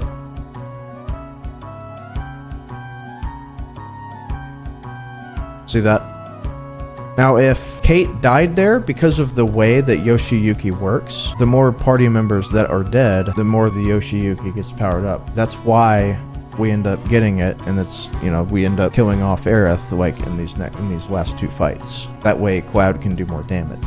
So at this point, disc 1 is pretty much over. But again, that is a really difficult fight to control. There's a lot of different scenarios. It does require a lot of practice to understand like what to do with each situation that you get with the opener. I'll go ahead and boot up my emulator, and I'll show you guys like what I'm talking about. So here we go. This is like a nice little way to practice it. You just save right before the fight. So I see this. See, this is a weird situation. I want a big guard with Kate, and then after this, we're free to throw the spider web.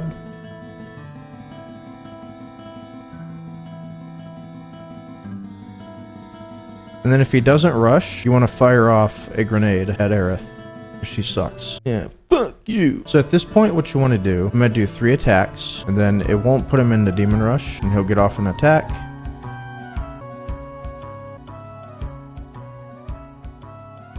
Okay, we're going to Molotov. Now, at this point, I'm not going to, like, heal anybody, because I know that, like, the only way for him to kill me at this point is if the Demon Rush were to crit. And playing riskier is actually safer, if that makes any sense. See, okay, so this Demon Rush will do, like, 200 damage. Now, if it crits, like, Kate, I'm dead. But at this point, I know that I won the fight.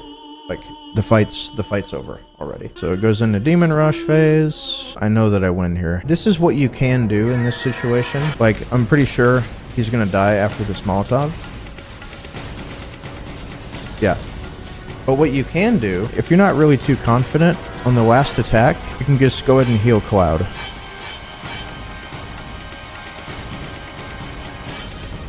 And then sometimes that'll happen, he'll get off like an extra attack for some reason. Because of the way Demon's Gate works. It's just RNG. So yeah, sometimes like you'll get lucky and then that'll happen.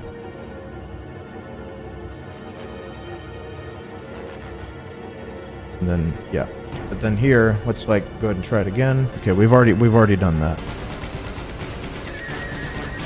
Okay, same scenario in PB.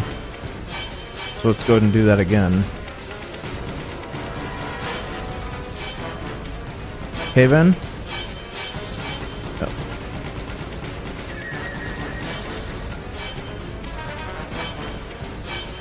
Same shit. Spiderweb.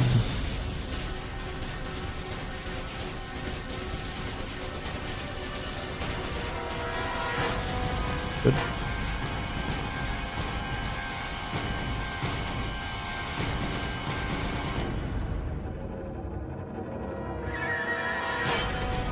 Yeah, the fight's pretty well locked in, barring no crits. Okay, barring no crits, we should win here. Attack. Attack. Attack. Molotov.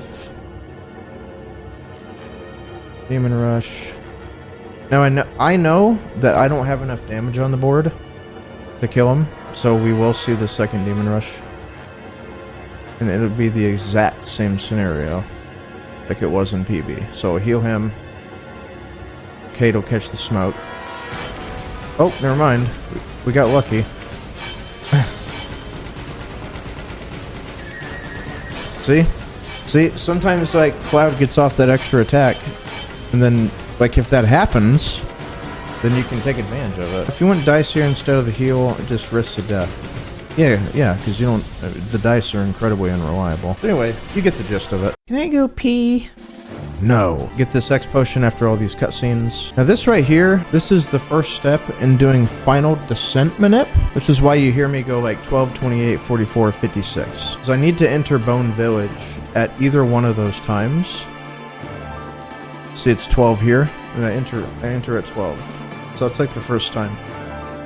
And whenever I open the menu, I'm making kind of like small adjustments, like based on what I need to be doing, so I don't waste time. So it's either 12, 28, 44, or 56. And that's when you enter Bone Village. And that's step 1 of doing Final Descent Manip. And I don't have the entire menu done. However, here's what you do. If Cloud doesn't have a limit break at this point, you want to put a hyper on him. That way, in the fights where this next fight that's coming up, where we learn Death Sentence, he will get one. And also, incredibly important... Oh yeah, I need to show you guys the menu that I need to do here. So, PHS, get Kate out of there. And then I like putting Tifa in the middle.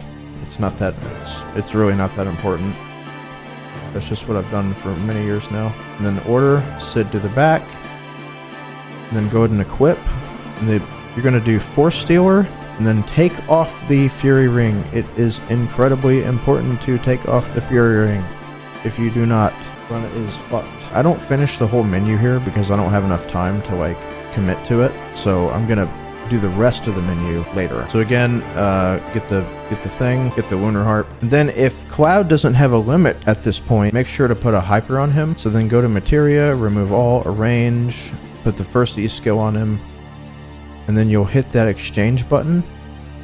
and then take off Kate's, or take Kate's E-skill and then put it next to Cloud's, and then make sure to remove the steel from Kate as well. And then you want to take that Bahamut materia that we had, that we picked up in the cave, or in the temple, and make sure to put that on there. So this next fight, it'll be 1 bound fat and 3 like horsies. If you don't have a limit with Cloud here, just wait until he gets one, and then fire off the summon. I think I get it first turn here. No, I don't. I come close. Since like I already have a limit, I'm free to just put the summon on. The reason that we do this summon is because this little bound fat, this little spiky guy, he has a final attack. If you kill him either with magic or a summon, not like an E-skill or anything, he will, before he dies, cast Death Sentence on whoever killed him with the magic or the summon, which is why we're firing it off right now.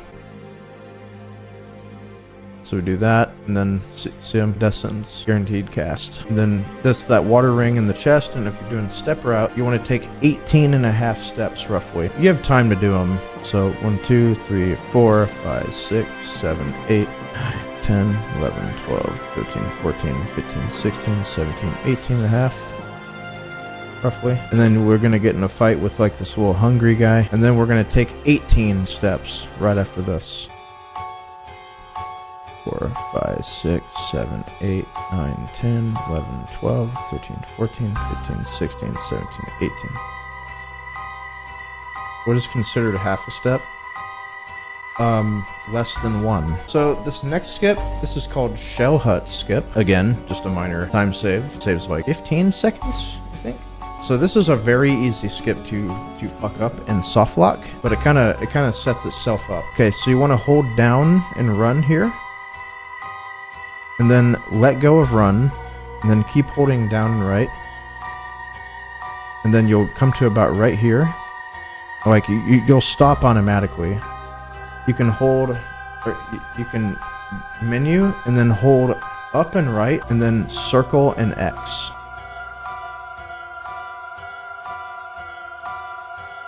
And then after you get the elixir, it starts the whole bedtime sequence. But the reason I menu there, again, is because that way it causes the E-skill materia to like appear. So then this next menu, if you fuck around on the screen too much, it will cause a soft lock. So don't do that. But what we're going to do on this menu is we're going to trank everybody, and then put the water ring on Cloud, then Gigas Armlet, power wrist, really crank up her damage, and then arrange, and then death blow, steal, counterattack, long range. And then we're going to swap one of the E-skills. The second one is what I like to do, onto Sid. And make sure to put it on Sid and not Kate Sith. And then here, it'll teleport you there, and as soon as that happens, rush to get that ladder. You've got to get on that ladder fast. Because if you don't, the game will soft lock. Like right there, when the characters appear.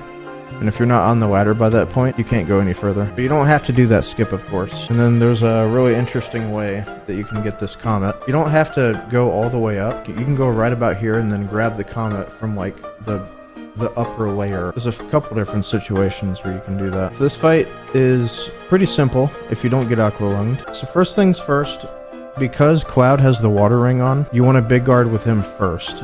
Is important.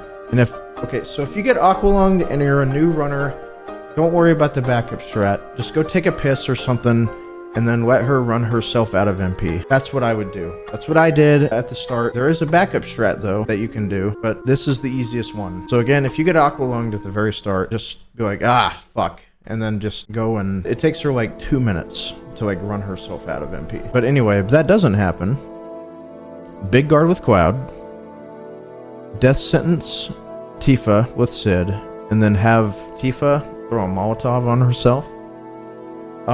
Okay, so you might be asking, well, what if she opens up with an ice breath on Tifa? Okay, you're gonna do the exact same sequence, except, yeah, death sentence, and then she mollies herself, and then during her animation, Cloud's gonna fire off the cross slash, right? Does that make sense? Now here, instead of doing another Molotov on her because she won't have the HP to survive, you will just do a laser. or a grenade. Probably laser is safer. And then you fire off a death blow, and then you wait trick. And she ends up doing tons of damage. She like low rolled on this run, so I had to throw off a cheeky Molotov to take her out. Which was just bad RNG. But I think I golded anyway. Okay, let me show you the backup strat. Tifa actually has a little bit lower HP than she normally does, so in this situation, could be kind of risky. Oh, perfect. Okay, good. Alright, so this is what you do. Alright, so this is what you do for Aqualung. Now, you can get, like, pretty screwed over. So you do Phoenix down on Sid. And then wait. And if Sid gets targeted, then it's like really unlucky. But he didn't, so now we do this. And then Sid big guards. And then you wait till Tifa's ATB gets as high as it can go. And then fire off a cross slash. This is the tricky part.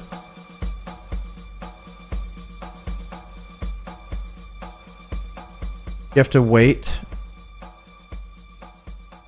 Yeah, you have to like kind of manage your ATB. And then have Sid give the death sentence to Tifa.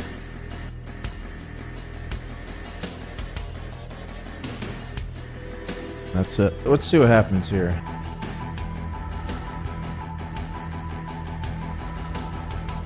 Okay.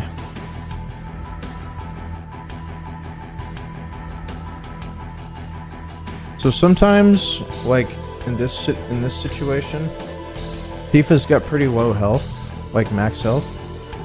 So it's possible that like 2 Molotovs can kill her. Oh fuck. That'll definitely kill her. I think here you end up lasering. And then that'll do it. Should. Yeah.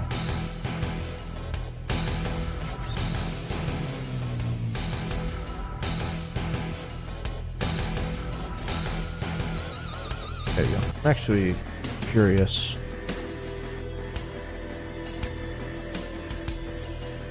See if a grenade would work. Oh, grenade won't work now because low pussy damage. If she has like 330/340, you're quote safe to Molotov her. Like I would molly her right now. You just can't be afraid to like fucking take risks, you know? Molly range is like 310 to 330. It's like around there. On to disc 2, boys. How do you switch discs? How do you? I can't. Death sentence for Tifa activates her power soul. Makes her do 4 times the amount of damage she normally does. And then you combine that with low health. That's times 8, and then death blow is a critical, so 16 times. She ends up doing 16 times the amount of damage. Alright, so you want to get the bolt armlet, and then you want to get this mega elixir too. The chest to your right contains a power soul, and if you're on step route, I'd say a good, like, alright, this is kind of a confusing little thing. So if you're on step route and you get the encounter right here, you want to take 12 steps. If you get it like right here, you want to take 11. If you get it like in this area, like 10 and a half, and then if you get it like right around here to here, it's like 9 or 10. It's kind of a crapshoot. Like, you just gotta know where to take the steps. I'd say the majority of you are not going to be doing this anyway. In this case, I would take like 10 and a half steps, which I think is what I do right here. Okay. 7, 8, 9, yeah. And then here I do some world map Manip. Okay, so this menu, pre-Icicle in, put the ATB on active. I fucked up there. Then get everybody up that isn't already, and then shrink them. We're gonna put the wizard armlet on Cloud along with the fire ring, and then the bolt armlet on Tifa. We need Comet, restore, and then all, and then put the other enemy skill on Sid, and then heal everybody up. Got it, guys? Then come in here, take the map, and then get the hero drink, and then the vaccine. Okay, so this is called Elena Skip. This is like the most recent, besides the new Skip, the most recent, like, big time save. In order to do this, you have to like go inside the door and then tap down until the door like shuts automatically. Like that. And then from here, you want to menu and then hit X and circle and then up. That way you buffer like talking to the kid, but you're not paralyzed whenever you do that. So it's like this. So you're talking to a little kid and then, but yeah, you're free to like move now.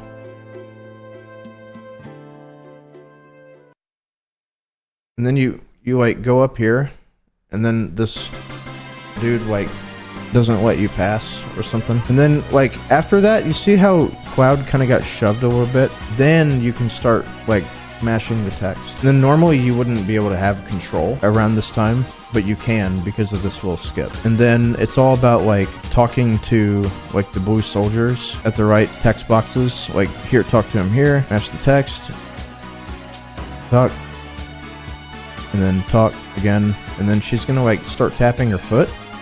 And then after that, you want to go down to this little house, and then whenever this little text box comes up, where it dodged that punch, then you can enter the house and grab the snowboard. That's if you do that skip. It's not a particularly difficult skip. Alright, and then snowboarding is easy.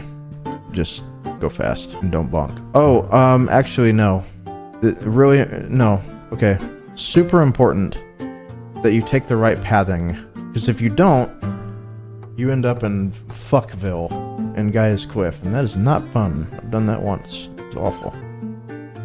So in this first little like path division thing, you want to take the right, and then you'll go here, and then whenever you come up, you want to go on the left, and then that'll put you in the right spot. So after this, you're just gonna pretty much hold right. You know you're in the right area. You just hold up right here, and then whenever you bonk that wall, just hold up, and then keep holding left. Then you get the encounter, and then you're going to take 12 steps if we're doing steps. 2, 3, 4, 5, 6, 7, 8, 9, 10, 11, 12. And then don't forget to get the added cut here. Very important. You want to hang a straight right, and then this puts you in like a different area, and then immediately leave. The whole reason that you're doing this is to minimize the world map encounters that you can get here. So then after that, you enter this area, and then you hold left, and then you want to go up left and then up like this, and then that's how you traverse. I do get unlucky, and I get an encounter here. Fortunately, it's a preemptive, so it's not too much time lost. Climbing the cliffs here can be kind of tricky. Yeah, do not freeze. Whenever you get down to 26 degrees, that's when you get sent back to the end. Okay, then after this encounter, we're on steps. We're going to take 7. 1, 2, 3, 4, 5, 6, 7.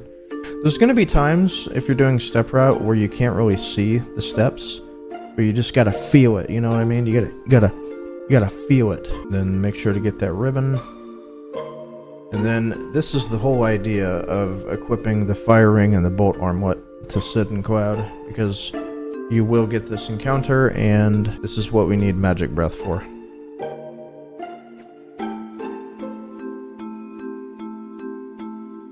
Now that's just a counterattack. I didn't manually input that. But Sid's gonna die here, and that's fine. But he does end up learning magic breath on the 2 Icicles he has equipped on him, so it's fine. And then you do Comet here, and then sometimes it one hits him, sometimes it doesn't. He has exactly 2,000 HP. And then keep going. Go over here. That's the Javelin. In the chest to the right. Is it the Javelin or the Javelin? Okay, then after this fight, we're going to take 3 steps. 1, 2, 3. Watching back my PB, there are some things that I do that I'm like, oh, that's not something I should be doing. Like that Materia Keeper fight, I made a pretty bad mistake. It's like, okay, my stats are good, I don't need to equip anything on Tifa, and I did anyway. What did I do that for? I see some of my movement, I'm like, that can be cleaned up a bit. If you're good on steps, you won't get the encounter outside here. You'll get it inside of the cave. And then we're going to take 16 steps after this. If it casts magic breath again, don't worry, you won't die. 16 here. Shit. 2, 3, 4, 5, 6, 7, 8, 9, 10, 11, 12, 13, 14, 15, 16.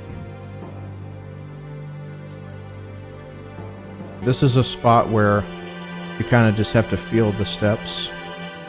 It really sucks. I need to take 5 after this fight. Just gotta feel it. So 1, 2, 3, 4, 5. Yep. Since Cloud is like low, this is why we get... Aren't speedruns kind of interesting? Like we prepare for like everything that's going to be happening in the future, like grabbing a turbo ether that we may have found in like the first hour of the game so we can use it here. Okay, so we're going to use the turbo ether on Cloud to get him back to full. Phoenix down, trank him, and then cure everybody. All. And then equip. We're going to put the dragon armlet back on him, take off the fire ring, and then Gigas armlet, fire ring on Tifa,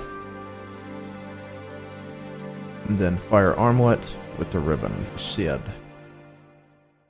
Then, what I'm going to do is I'm going to be moving the steel over into that empty slot, and then I'm also going to be taking off the counter attack on Tifa. The reason I'm doing that is because I don't want to have any counter attacks happen during any of the fights, because like if I'm trying to run away and I do a counter attack, that loses time. But also if I'm fighting Schizo, I have a very calculated sequence, and if she ends up countering Schizo, it'll fuck up the sequence, and I don't want that. So I end up taking it off, moving the long range upwards because I need to pair the death blow with the added cut, and then I also need elemental Shiva. That way I take half damage from the ice attacks, and then I need the counter on oh my god, I'm sitting there second guessing myself so much during this menu. It's ridiculous. And cover, and then config.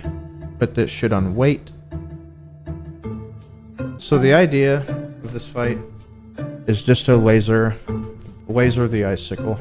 And I believe I got really good RNG here. This particular set of fights are really RNG based because the bats can get off a lot of attacks and it'll cost you like a bunch of time. But I do get really lucky here. I think I get 2 first turns, which is insanely good. Which like never happens. And then this last one, I think I got like 4 attacks. Yeah, and see, like sometimes the ultrasound, it'll hit Cloud and then silence them. And if that happens, you know, don't use an echo screen. That's why you have a ribbon on somebody. I like to put it on Sid. And then get the enhanced sword. And then we're going to take 6.5 steps. Now we don't need to take these steps immediately. Like we have a little bit of a leeway here, which is what you'll see. Move just a bit. 2, 3, 4, 5, 6.5. Those are sped up. Now if your steps are good, you will not see a single Malboro like in Gaea's Cliff, which is what we used to do back before I got good. Any smokers in the chat? Okay, so after this fight, we're gonna take 6 steps. If you're on step route, of course. 1, 2, 3, 4, 5, 6. Okay, this is kind of a tricky little sequence. Tifa's max HP really comes into play here. I need to manage it to where 2 lasers or 2 ice breaths will bring her into critical. Her HP will be about 175, 176. That way, if she gets hit with a 3rd ice breath, she doesn't die. She's left with like 5 HP or something like that. It's really particular. Her HP at this point, like it can be upwards of like 770 or it can be as low as like 745. I need to equip more summons or less summons. You'll see what I do here. So first off, we do need to tent everybody, and then take this comment off, and then put that on her. And then I believe I kind of messed up here. I took off too many. I put too many on her, I think. And then need to reset her limit, which I'm struggling on pretty heavily. And here we go. This boss fight is like really complicated, but it's also the most fun to execute in the entire run. There's a lot of on-the-fly decisions, so you have to micromanage. Okay, so here's how this is gonna go. We're gonna go Cloud, Big Guard. Tifa's gonna pop a hero drink on herself. And this first sequence will never change. It will always go the same way. And then Sid's gonna death sentence Tifa. And that will happen every time. And this is why we put the elemental Shiva on Tifa. That way, like, she doesn't completely catch the smoke here. So then, based on whoever gets caught with the ice breath, you want to heal with Tifa, but never herself. So just to, like, consume, like, ATB. Normally what I would do here with Cloud is I would laser Tifa, but that's really dangerous in this situation because Schizo has another round. He's going to do an ice breath, and then he's going to do a fire breath. Now, if he does an ice breath on Tifa, I don't need to laser her at all. But if she doesn't, then I'm going to laser with Sid. If he started with an ice... I'm trying to learn. Laughing is only wasting time. Okay, anyway. If Schizo starts with an ice breath on someone else, this is easier if I just show you. Okay, big guard, hero drink, death sentence. Okay, that's just weird. That was a weird interaction. I don't need to laser anybody, so I'm just gonna defend and hold and hold the line just in case. If an ice breath happens on Tifa, I don't need to laser. Okay, so see this situation? This should bring her into critical. If not, then it's just a bad save state. Yeah. So like in this case, what you can do is like do this. Yeah, this is a really bad save state. 755.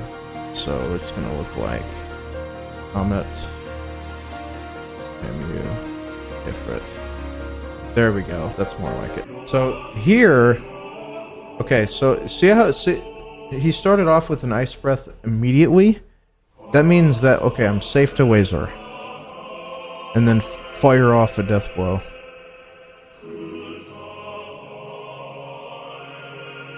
And then now we can start pummeling them. Okay, that's a good start. And then like what you're looking for is the first death blow. You get basically 3 chances. And if none of them hit, well, go fuck yourself, says the game. Okay, so the heal, and then you want to do attack.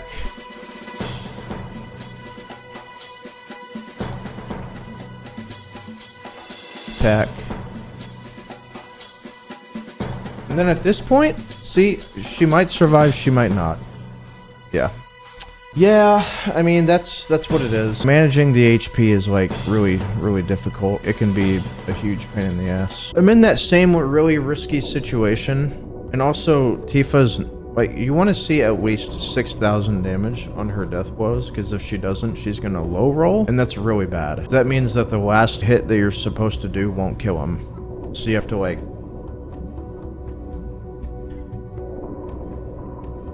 make account for it. And then dude, I'm like throwing it all in right here. If it targets Tifa with an ice breath, it's pretty much GG. But it was just like, don't do it, don't do it, don't do it. And he doesn't do it, I don't think, anyway. Yeah, I got really lucky there. See, these last 2 attacks, like, they're supposed to kill that head, but it doesn't. And then you have to fucking do all that nonsense. It's really annoying. If Tifa dies in this fight, which she's supposed to, this is supposed to happen. Schizo doesn't really give too much EXP, like, as a whole, to begin with. And it sets up pretty well for the Jenova Death fight. Oh, G-Force, if you're not on step route, you can still get encounters after Schizo, and they are still flagged as boss fights. Yeah, after Schizo, you can get into an encounter with a dragon, and it'll pretty much just kill you. It's a glitch. Okay, so if you're on step route, after this, we're going to take 1, 2, 3, 4, 5, 6, 7, 8, 9, 10. Okay, so a little thing for this, notice how we didn't do any steps. So there is a fight. If you're behind on steps, you'll get an encounter like about right here, a little bit before. You'll take 10 steps, like after this fight that you're gonna get. But if you're ahead, you'll get the steps like you'll get the fight like right here, and I'm ahead right now, so I'll take the 10 steps after Jenova Death. This speedrun is so goddamn complicated, guys. It's not just like run, jump, shoot, go fast. And then we're gonna revive Tifa and then put the ATB back on wait, since I know that Jenova Death is like coming on right now. And then Jenova Death can't kill Tifa, since putting the fire ring on her makes her unkillable in this fight. This boss fight is honestly really simple. So Silence is the god opener, mainly because it's a really fast animation. She can do like red lights and like do 3 to 6 of them or whatever, but if Cloud gets silenced here, you can just pop an echo screen with him or somebody else, but same sequence is going to happen. Big guard, death sentence Tifa, and then her death blow is going to fire off. And in this case, that thing happened. So this was played really well. I do an echo screen on Cloud with Tifa, and then I have him do a death sentence. And then I think I fire off another death blow with Tifa here. And then I do the cross slash right now. then, you know, I get the luckiest to unlucky thing. Golfers use golf clubs for golf. And then again, like, so if that were to happen the normal way or whatever, average fight is like, she starts off with like 3 red whites, and that's just kind of like bad time loss. You go Cloud, Big Guard, Sid, Death Sentence, and then Tifa fires off a Death Blow. And then you wait trick, and then you want to fire off the Cross Slash, and then it'll look like this. And again, guys, whenever an enemy has 0 evasion, which is what Cross Slash does, not every enemy is susceptible to being paralyzed. It makes the death blows hit guaranteed. This is why I'm like, guys, you're like, man, getting really lucky on the death blows. It's like, I would fucking hope so. If something has no evasion and you can't hit it, then, like, which is why all the death blows hit, guaranteed, every time here. This fight is super free. It's just a little bit of RNG can cause some time loss, but like, you're not going to lose there. So this is where I take the 10 steps after this fight. You want to pick up the MP turbo, and then 1, 2, 3, 4, 5, 6, 7, 8, 9, 10. Pick up the poison ring as well, and then you got the save point here if you feel like you suck really badly at this. But the way that you do this little the Whirlwind Maze is you wait 3 little flashes, right? Okay, so we go 1, 2, 3. After the 3rd one, go. And then change the ATB to active. And then lots and lots and lots of cutscenes. I think I have to clear like 1 more text box. There it is. And then you can go to the bathroom. Which I'm gonna do. Anybody have any questions? So there is an FMV skip coming up. So at this point, during this little scene, you hold run and down. And then whenever the camera gets like right here, it like gets to the middle of this little like shaft looking thing, you switched to down left. And what that does is it skips an entire FMV and saves like 1.5 minutes and allows you to gain control like during this part. You just simply go down like this. That skips an entire FMV. So to do this fast, you just mash X, and then you get the key, then you hit triangle, bring the key towards you, and then you hit triangle and X at the exact same time, and it allows her to do this very flexible maneuver. And then here you have to hit triangle and circle at the same time, and then just smash circle here. And that's it. And then this swap fight coming up, after you clear the text boxes, just don't do anything. It's faster to lose the swap fight. Okay, so after this, you need to put Red and Kate in your party because they talk the least. They're not yapping and eating up time. Okay, so now that you are able to play the game again, make sure to talk to that guy first and not Sid at all because he will take up a shit ton of time. And then you go straight to Medial. And then to get the cursed ring, is it cursed or cursed ring?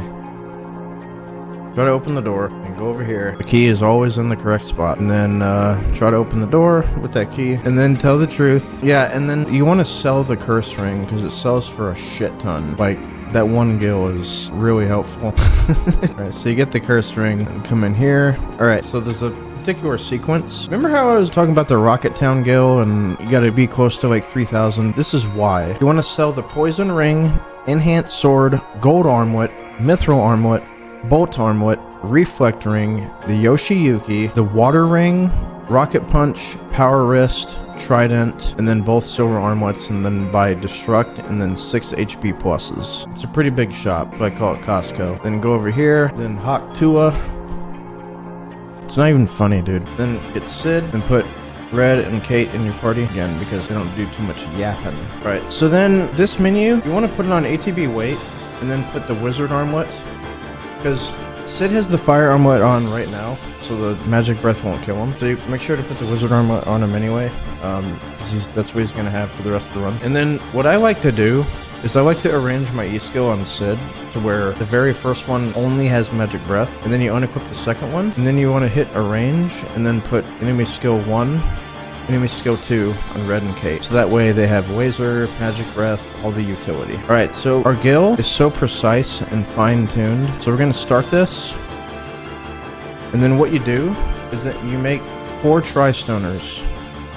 And then you destroy them. Like, as soon as you... And then it begins this. The idea to speed this up is, unfortunately, don't have first turn. But if you get first turn magic breath in it, that's the gas. So you just KO self. Oh my god. Did Amy Gaby? Okay, this is like a fairly big menu here. And you want to do it on the world map because you're going to be tenting. So put the config on active because we're going to be running from a lot of fights. And then you want to equip the curse ring on Sid, put the ribbon on Kate. Then arrange, and then 3 HP pluses.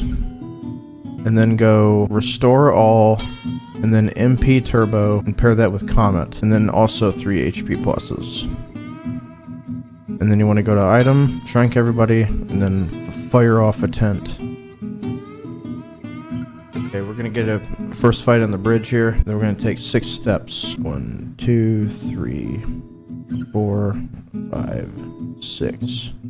Those are kind of hard to see because he's like really far away from the camera, but those 6. And there's no point in stealing a right arm from these guys. Don't even do it. And then after this fight, we're going to take 10 steps. 1, 2, 3, 4, 5, 6, 7, 8, 9, 10. Now there's a way to manipulate a preemptive battle. If you get into this next fight, because I know that's going to happen, I know where it's going to be. If you get this fight, like right here,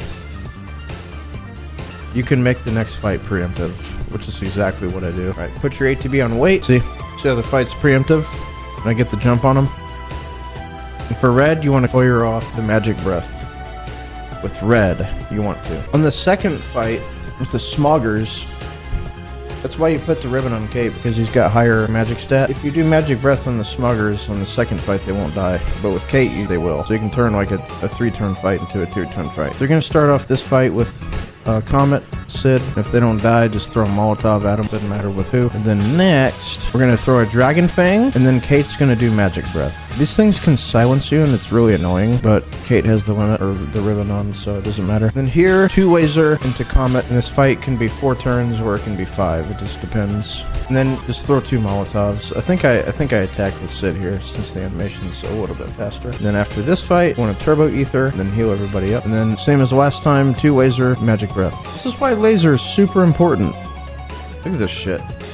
Look at that. And do a Comet on this guy. Or if you have an S-Mine, you can use that too. S-Mine's maybe 1 second faster. Okay, so this is called Corel Skip. This saves about 22 seconds, roughly. It's also pretty easy. To do this, you don't have to, of course. But in order to do this, you hold down, like the whole time that you gain control, like whenever you enter there, you just hold down and run. And then from here, this is the tricky part. You want to keep holding run, and then like tap left on the D-pad until you get into, I need 1 more. I'm gonna go 1 more pixel.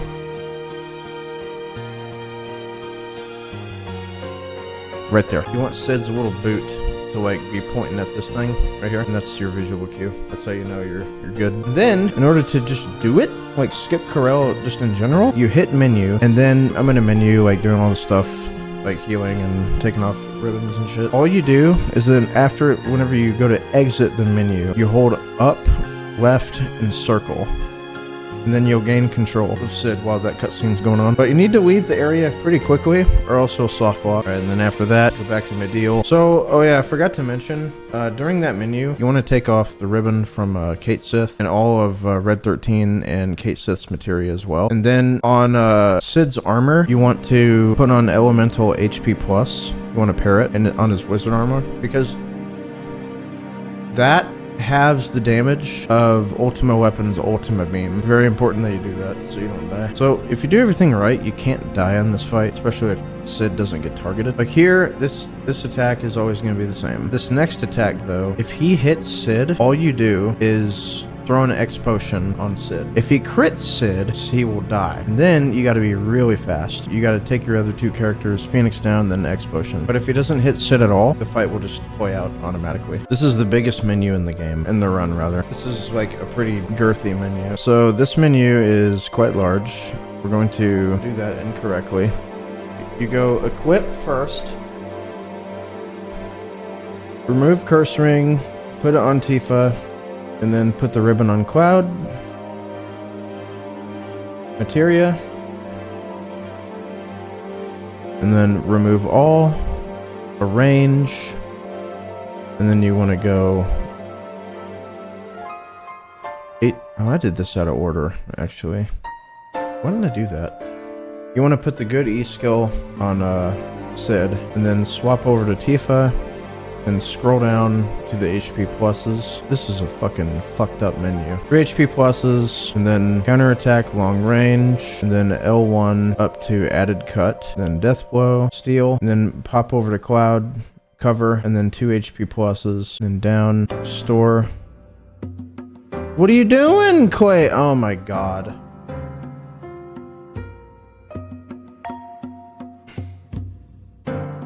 And then good E-skill. Restore all, and then good E-skill. And then Trank, everybody, and then Tent. Then, yeah, you just gonna make your way down here. And then we got 2 or 3 fights that we have to do with the soldiers. So, if Tifa has good ATB, you can just hold down and circle, and then it'll auto-select Death Blow. But if another character has good ATB, you can use Magic Breath with them. But in this case, it's just wise to do Tifa. In this case, it's faster to just attack with her rather than expend the cast animation of Magic Breath. And then same thing for this. So here, again, if we're on step route, you want to switch to active anyway, and then you want to hold R1, run, and then right.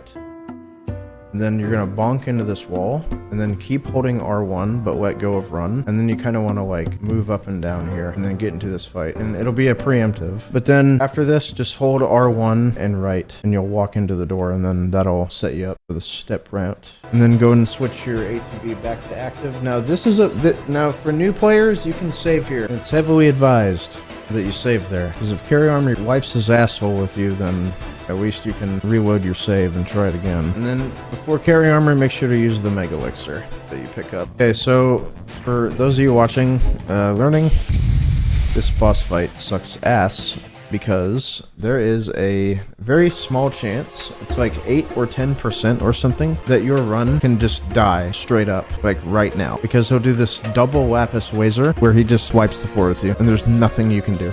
Nothing. And you can start out with it, which he didn't do this time. But yeah, start the death blow, big guard.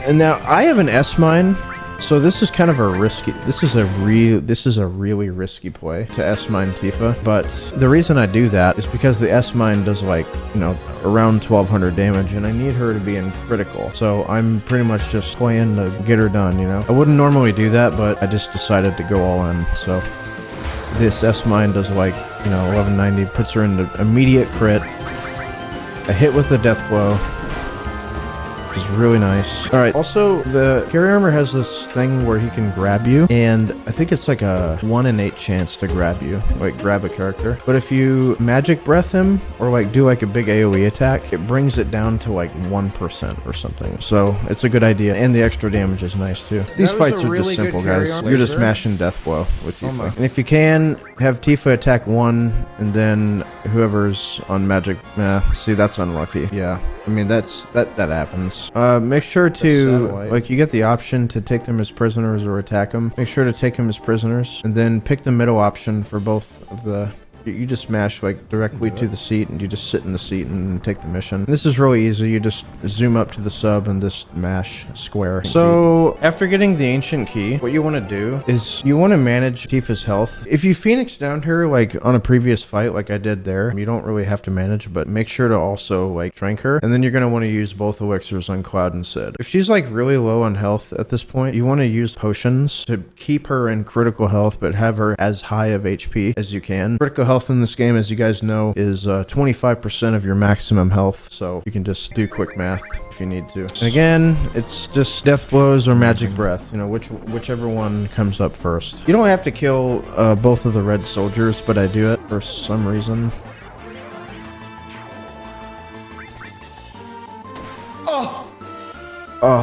Now we're gonna go to Cosmo Canyon. We're gonna do the second part of Final Descent manipulation. You can get an encounter here. It's actually quite common to get one. There's not really anything you can do. If you get an encounter, you get an encounter. There's just nothing you can really do about it. Okay, so this is Final Descent manip. This is so weird. This is one of the 3 things that makes Final Descent manip. We can manipulate it, the Final Descent, to not have any encounters on the way down, if you guys know what I'm talking about. So the satellite needs to rotate a full 3 times with the bird not moving in between any of the rotations. It's really fucking weird, I know, but like it's part of it. So here I'm looking at the satellite and then this bird, and in between any of the 3 like I need to wait for this thing to rotate 3 full rotations, and if it doesn't move at all, I can go. But if it does move in between those 3 rotations, I need to wait and then reset the cycle.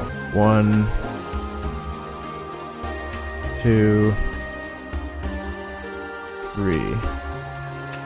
Notice how it didn't move at all? The little bird, it didn't move whatsoever. I got the best RNG there. It is RNG based. There's like 3 main patterns. Like there's like the God RNG, which I got, mid, and then bad. And I got the best one, so. You go up in the planetarium, you just go back down, and then this is where you go towards the City of the Ancients. And then there's like particular movement that I take as also part of the Final Descent Manip. You just kind of have to move in a really clean manner. So this is why you get the key first, so you can trigger the cutscene. Then after all this, you trigger Diamond Weapon coming out, and then the menu for like whenever you come down here, you wait for him. This is another kind of bathroom break as well. You want to do this menu. You want to get Tifa. I know that I can potion her, so I'm going to. Just 1 potion. And then you want to move Sid's E-skill onto Tifa. There's a very specific way that you're going to do this fight. And then go down to config, and then change the battle speed. Change that little tab, like right directly under that O, and recommended.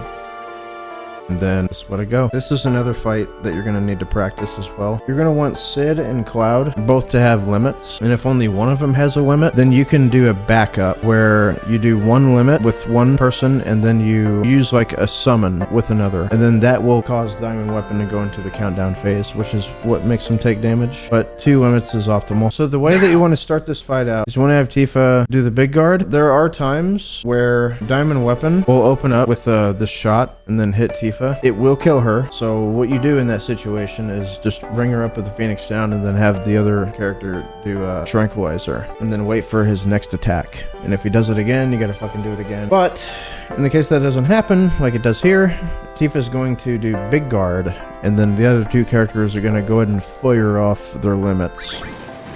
Go ahead and fire them off. Clubs for you're not playing.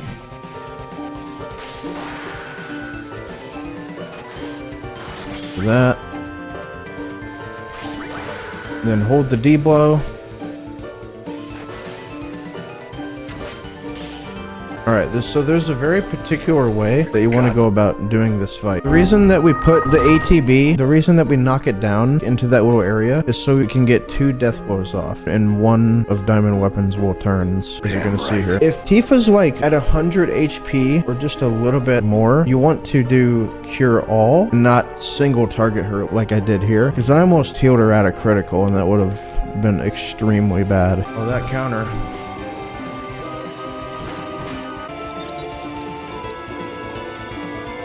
Oh, so close.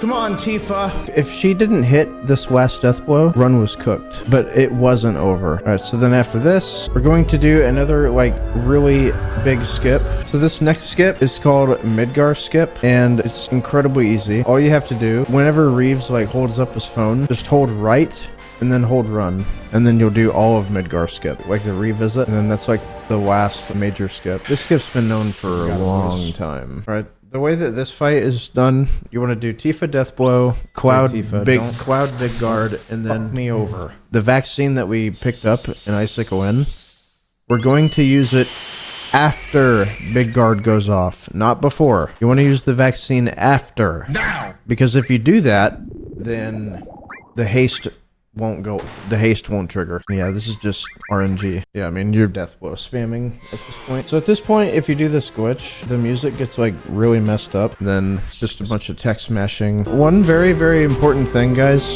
is whenever you're going to switch from disc 2 to disc 3, do not hit the reset button on your console. I have done that before. It's very painful. And then, pretty simple.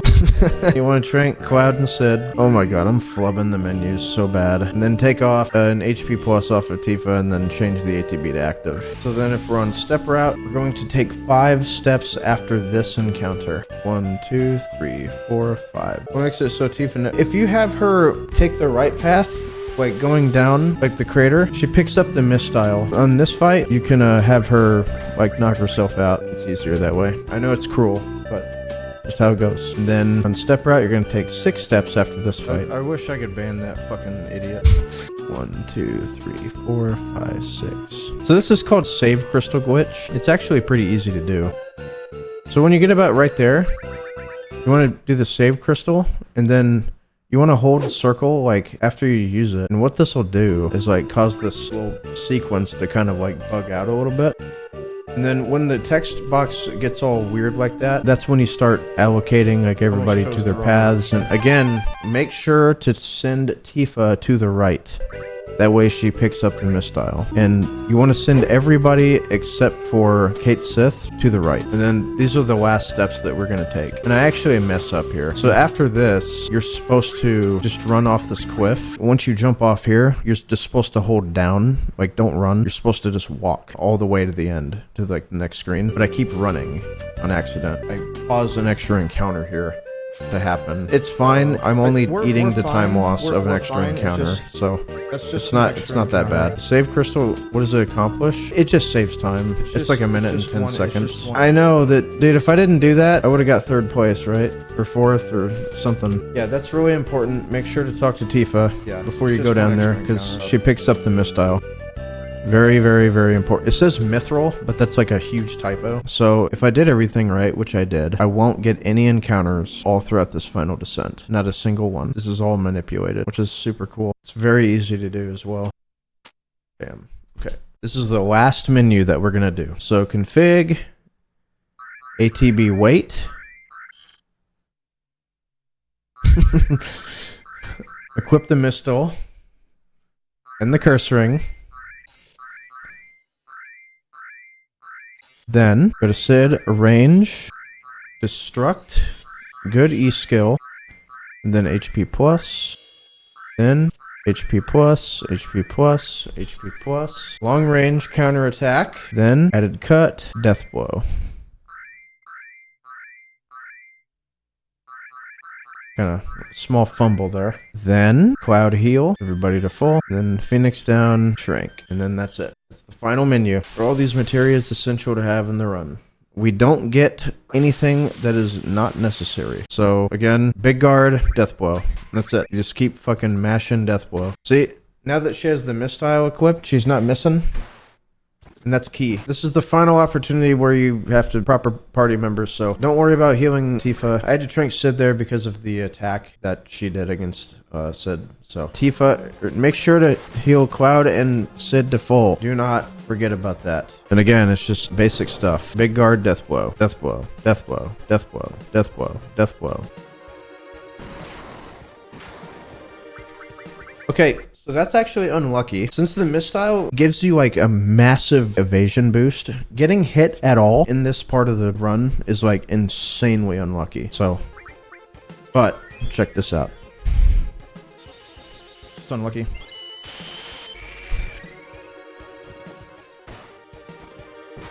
Check this out.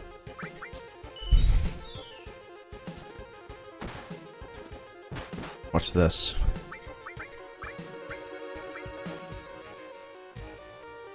Bolt 3 on who?